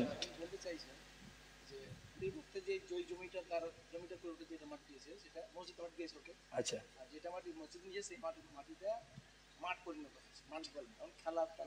ও আচ্ছা আচ্ছা আচ্ছা আচ্ছা আচ্ছা আচ্ছা, ও মানে জায়গা এক্সচেঞ্জ করা হয়েছে আর কি, তাই তো? এক্সচেঞ্জ করা হয়েছে। তো ওনার একটা জায়গা নেওয়া হয়েছে এবং ওনাকে কিছু জায়গা দেওয়া হয়েছে, কিন্তু যে জায়গাটা দিয়েছে ওটা একটা মাঠে পরিণত হয়ে গেছে, সেখানে খেলাধুলা আচ্ছা ঠিক আছে, ওগুলো আপনারা ইনশাআল্লাহ করুন। তবে যদি ব্যক্তিগত কোনো সমস্যা থাকে সমাধান করবেন। আমি দোয়া করি আল্লাহ তাআলা আব্দুল ওয়াহাব ভাইয়ের আব্বা তিনি পৃথিবীতে বেঁচে নেই, রব্বুল আলামিন তুমি তার আব্বার কবরের শাস্তিকে মাফ করে দাও, বলুন আল্লাহুম্মা আমিন। সবাই বলুন আল্লাহুম্মা আমিন। আল্লাহুম্মা গফির লাহু ওয়ারহামহু, বলুন আল্লাহুম্মা আমিন। আল্লাহুম্মা সাল্লি আলাইহিম আল্লাহুম্মা বারিক আলাইহিম, বলুন আল্লাহুম্মা আমিন আল্লাহুম্মা আমিন। ভাই একজন আব্দুল ওয়াহাব আর আমার নানা কি বলছিলেন 5000 টাকা আমি চেয়েছিলাম, তো ওইটা স্টেজ থেকে শুরু হচ্ছে। আমার নানা তিনি বলছেন যে আমি 5000 টাকা দেব। আল্লাহ তাআলার কাছে দোয়া করি আল্লাহ তাআলা ঈমান আমালে তুমি তাকে বরকরার রাখো, বলুন আল্লাহুম্মা আমিন। আল্লাহ তার কামাই রুজিতে বরকত দাও, বলুন আল্লাহুম্মা আমিন, বলুন আল্লাহুম্মা আমিন। আল্লাহ মা বাপ যারা কবরে শুয়ে আছে রব্বুল আলামিন এই দানের বদলে মা বাবার কবরের বিপদ আপদকে তুমি দূর করো, বলুন আরেকবার আল্লাহুম্মা আমিন। আল্লাহুম্মা গফির লাহু ওয়ারহামহু আল্লাহুম্মা সাল্লি আলাইহি আল্লাহুম্মা বারিক আলাইহি, বলুন আরেকবার আল্লাহুম্মা আমিন। দোয়া শুনলে আমিন বলতে হয়। তাহলে 20,000 টাকার জায়গায় তিনি 50 দিলেন, আর 5,000 আমি একজন চেয়েছিলাম স্টেজ থেকে বললেন। সামনের দিক থেকে 5,000 টাকা সাধারণ মানুষ যারা আছেন, আচ্ছা আচ্ছা সৌদিতে কিছু বন্ধু বান্ধব মিলে কিছু ছেলে পেলে আছে, তার মধ্যে আনোয়ার তার প্রধান, ওরা মিলে মিশে প্রায় 16,000 কিছু সামথিং বেশি, প্রায় 16,500 টাকা এই মসজিদে তারা কালেকশন করে পাঠিয়েছে। আল্লাহ তাআলা তুমি তাদেরকে হিফাজতে রাখিও, সহি সালামতি বিদেশে রাখিও, বলুন আল্লাহুম্মা আমিন। আল্লাহ তুমি তাদের রুজি রোজগারে বরকত দিও, আরেকবার বলুন আল্লাহুম্মা আমিন। ভাই 5,000 টাকা দ্বিতীয় নম্বর একটা বলবেন না, 5,000 টাকা মা বাপের জন্য দেবেন। আমাকে দেন, আমাকে দেন। এ দেখেন মেয়েদের একটা গলার মালা, আল্লাহু আকবার। হযরতে নবীর জামানার মেয়েরা সোনা গয়না দান করতো, আজকেও এই বাবুপুর এই জালসাটাতে দেখেন মেয়েরা গলার মালা দিল। আল্লাহ যে মা যে বোন এই গলার মালা দিয়েছে, আল্লাহ তুমি তাকে খাদিজার মতন কবুল করো, বলুন আল্লাহুম্মা আমিন। আল্লাহুম্মা সাল্লি আলাইহা আল্লাহুম্মা বারিক আলাইহা। ভাই আমার দ্বিতীয় নম্বর 5,000 টাকা সামনের দিক থেকে 1 টাকাও হাত তুলতে পারবেন না ভাই? একটা 5,000 টাকা বলেন, মাত্র 5,000 টাকা নিজের মা বাপের জন্য দেন, জীবনেও তাদের ঋণ শোধ করতে পারবেন না। আলহামদুলিল্লাহ। আপনি দিবেন কি নাম আপনার? রমজান আলী 5,000 টাকা লেখেন, সকালে দিয়ে দিবেন ইনশাআল্লাহ। ওহাব আলী কোনটা আপনি? আলহামদুলিল্লাহ মাশাআল্লাহ। ওহাব আলী লেখেন আর রমজান আলী 5,000 করে, মাশাআল্লাহ মাশাআল্লাহ। আলহামদুলিল্লাহ। বেনামিতে 240 টাকা, আলহামদুলিল্লাহ। তাহলে 3 জন হলো। আমি 5টা লোকের কাছে বলেছি ভাই আপনারা উঠবেন না, 25 মিনিট টাইম চেয়েছি, 25 মিনিট। তাহলে 3 জন লোক 5,000 হলো, আর 2টি লোক বলেন, তাহলে 5 জন হবে। ভাইজান 4 নাম্বার একটা 5,000 টাকা কে দিবেন বলুন? ওহাব আলী হলো, রমজান আলী হলেন, আমার এই নানা হলেন, 3 জন হয়ে গেছে। 4 নাম্বার 5,000 টাকা মা বাপের জন্য, দাদু দাদির জন্য, যে মায়ের স্তনের দুধ পান করলেন সে মায়ের জন্য 5,000 টাকা দিবেন। এরকম 4র্থ নম্বর একটা দান। এখানে 5,000 আছে, 7,500 টাকা। সামিরুল ইসলাম 7,500 টাকা, আনিকুল 3,000, শফিকুল 2,000, 2,500। আচ্ছা রাখেন না, এগুলো রাখেন না, এগুলো চলে যাওয়ার পরেও ওগুলো বলা যাবে। ভাইজান 5 জন পেয়েছি, 3 জন পেলাম 5,000 টাকা, আর 2টি লোক কেউ পারবেন না। আল্লাহর ঘর, আপনার মা বাপকে আল্লাহ কবরে ভালো রাখবেন, আল্লাহ আপনার কামাই রুজিতে বরকত দেবেন। তাই আমি 5 জনের কাছে আবেদন করেছিলাম, আমার মায়েরা আপনারা একটা গলার মালা দিলেন, আর কোনো মা নাই যে আমি আরেকটা গলার মালা দিব, একটা জোড়া করেন গলার মালা। কি নাম আপনার? একটু হাসেন, একটু মুসাফা করেন, একটু মহব্বত বাড়বে ইনশাআল্লাহ। মাস আমি কাউকে অপমান করিনি। কি নাম আপনার? মুর্তেজ সাহেব 5,000 টাকা। একবার তাকবীর দেন, নারায়ে তাকবীর, লিল্লাহি তাকবীর। 4 জন হলো, আর একজন, আর একটা লোক 5,000 টাকা, 5 জন হবে ইনশাআল্লাহ। আফাজুল সাহেব এখানে আছে নাকি? কোনটা আফাজুল? কোনটা? কই আফাজুল সাহেব দেখি একটু, একটু আসেন দেখি। কই আছে? হাত তোলেন না যে, বয়স্ক মানুষ নাকি? আরে চাংরা মানুষ আছে, আসবে তো কি আছে। জি মাশাআল্লাহ মাশাআল্লাহ, জাযাকাল্লাহ, বারাকাল্লাহ, আলহামদুলিল্লাহ। এটা নেন জমা, মাশাআল্লাহ। আপনার না কি কাজ করেন? বাইরে ঠিকাদার নাকি? আলহামদুলিল্লাহ। আচ্ছা ভাই, আফাজুল সাহেব আগে দিয়েছিল 20,000, এখন দিল 10,000। আমি চেহারাটা দেখলাম। আল্লাহ ভাইয়ের কামাই রুজিতে বরকত দাও, বলুন আল্লাহুম্মা আমিন। আল্লাহ তুমি তার আব্বা মাকে ভালো রাখো, বলুন আল্লাহুম্মা আমিন। তাহলে 4 জন হলো নাকি 5,000 টাকা? হ্যাঁ 4 জন হয়েছে, আর একটা লোক বাকি আছে, আর একজন বাকি আছে 5,000 টাকা। 5 জন হয়ে যাবে। আমার মায়েরা, একটা মালা হলো, আর একটা মালা আপনাদের কাছে চাইলাম জোড়া হবে। আর আপনাদের কাছে আর একটা 5ম নাম্বার, আল্লাহ নামাজ আমাদের উপরে 4 ওয়াক্ত দিয়েছে না 5 ওয়াক্ত? সবাই বলেন 5 ওয়াক্ত। টাকাও 5,000 পেলাম 4 জন, তাহলে আর একটা হবে না? মাশাআল্লাহ। সেক্রেটারি সাহেব এর আগে দিয়েছিলেন 10 দিয়েছিলেন। সেক্রেটারি সাহেব বলছে যে ওই 5 ওয়াক্ত নামাজটা আমি পূরণ করলাম। সেক্রেটারি সাহেব আরো 5,000 দিলেন। নারায়ে তাকবীর, বলুন আল্লাহু আকবার। মাশাআল্লাহ। মা বোন, আপনারা, মমতা ব্যানার্জি আপনাদের লক্ষ্মীর ভান্ডার দিয়েছে। মা বোন, ওই লক্ষ্মীর ভান্ডারে 1,000 টাকা জমা দেন। ওটা আপনার টাকা, মমতা দিয়ে দিয়েছে, এখন আপনার। বলেন মা বোন, আপনাদের 1,000 টাকা করে দেনেওয়ালা কেউ নেই, তাহলে 5 জন 5,000 হয়ে গেল।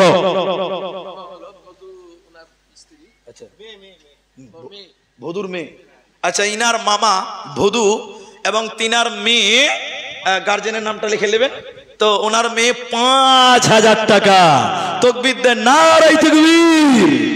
এ যুগে মেয়েরা আর পিছিয়ে নাই। মুখ্যমন্ত্রী বেটি ছেলে মমতা, রাষ্ট্রপতিও এখন বর্তমান বেটি ছেলে। তো দানের বেলাও আর পিছিয়ে থাকবে না। 5,000 দিয়েছেন। এ দেখেন, 2য় নম্বর গলার মালা, লিল্লাহি তাকবীর। শেষে জামানায় মুমিনাম, কথাটা তোর নয় মিছে, আখিরি জামানা এসেছে, আখিরি জামানা এসেছে। ভাই আমি টোটাল 10-এ ছেড়ে দিব, মাত্র 10 মিনিট টাইম বাকি আছে।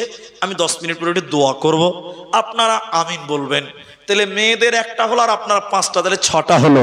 আর মেয়েদের আরেকটা মালা, মানে 2টি মালা হলো। লাল বানু বেওয়া 1 বস্তা সিমেন্ট লেখেন, আর 100 টাকা নগদ।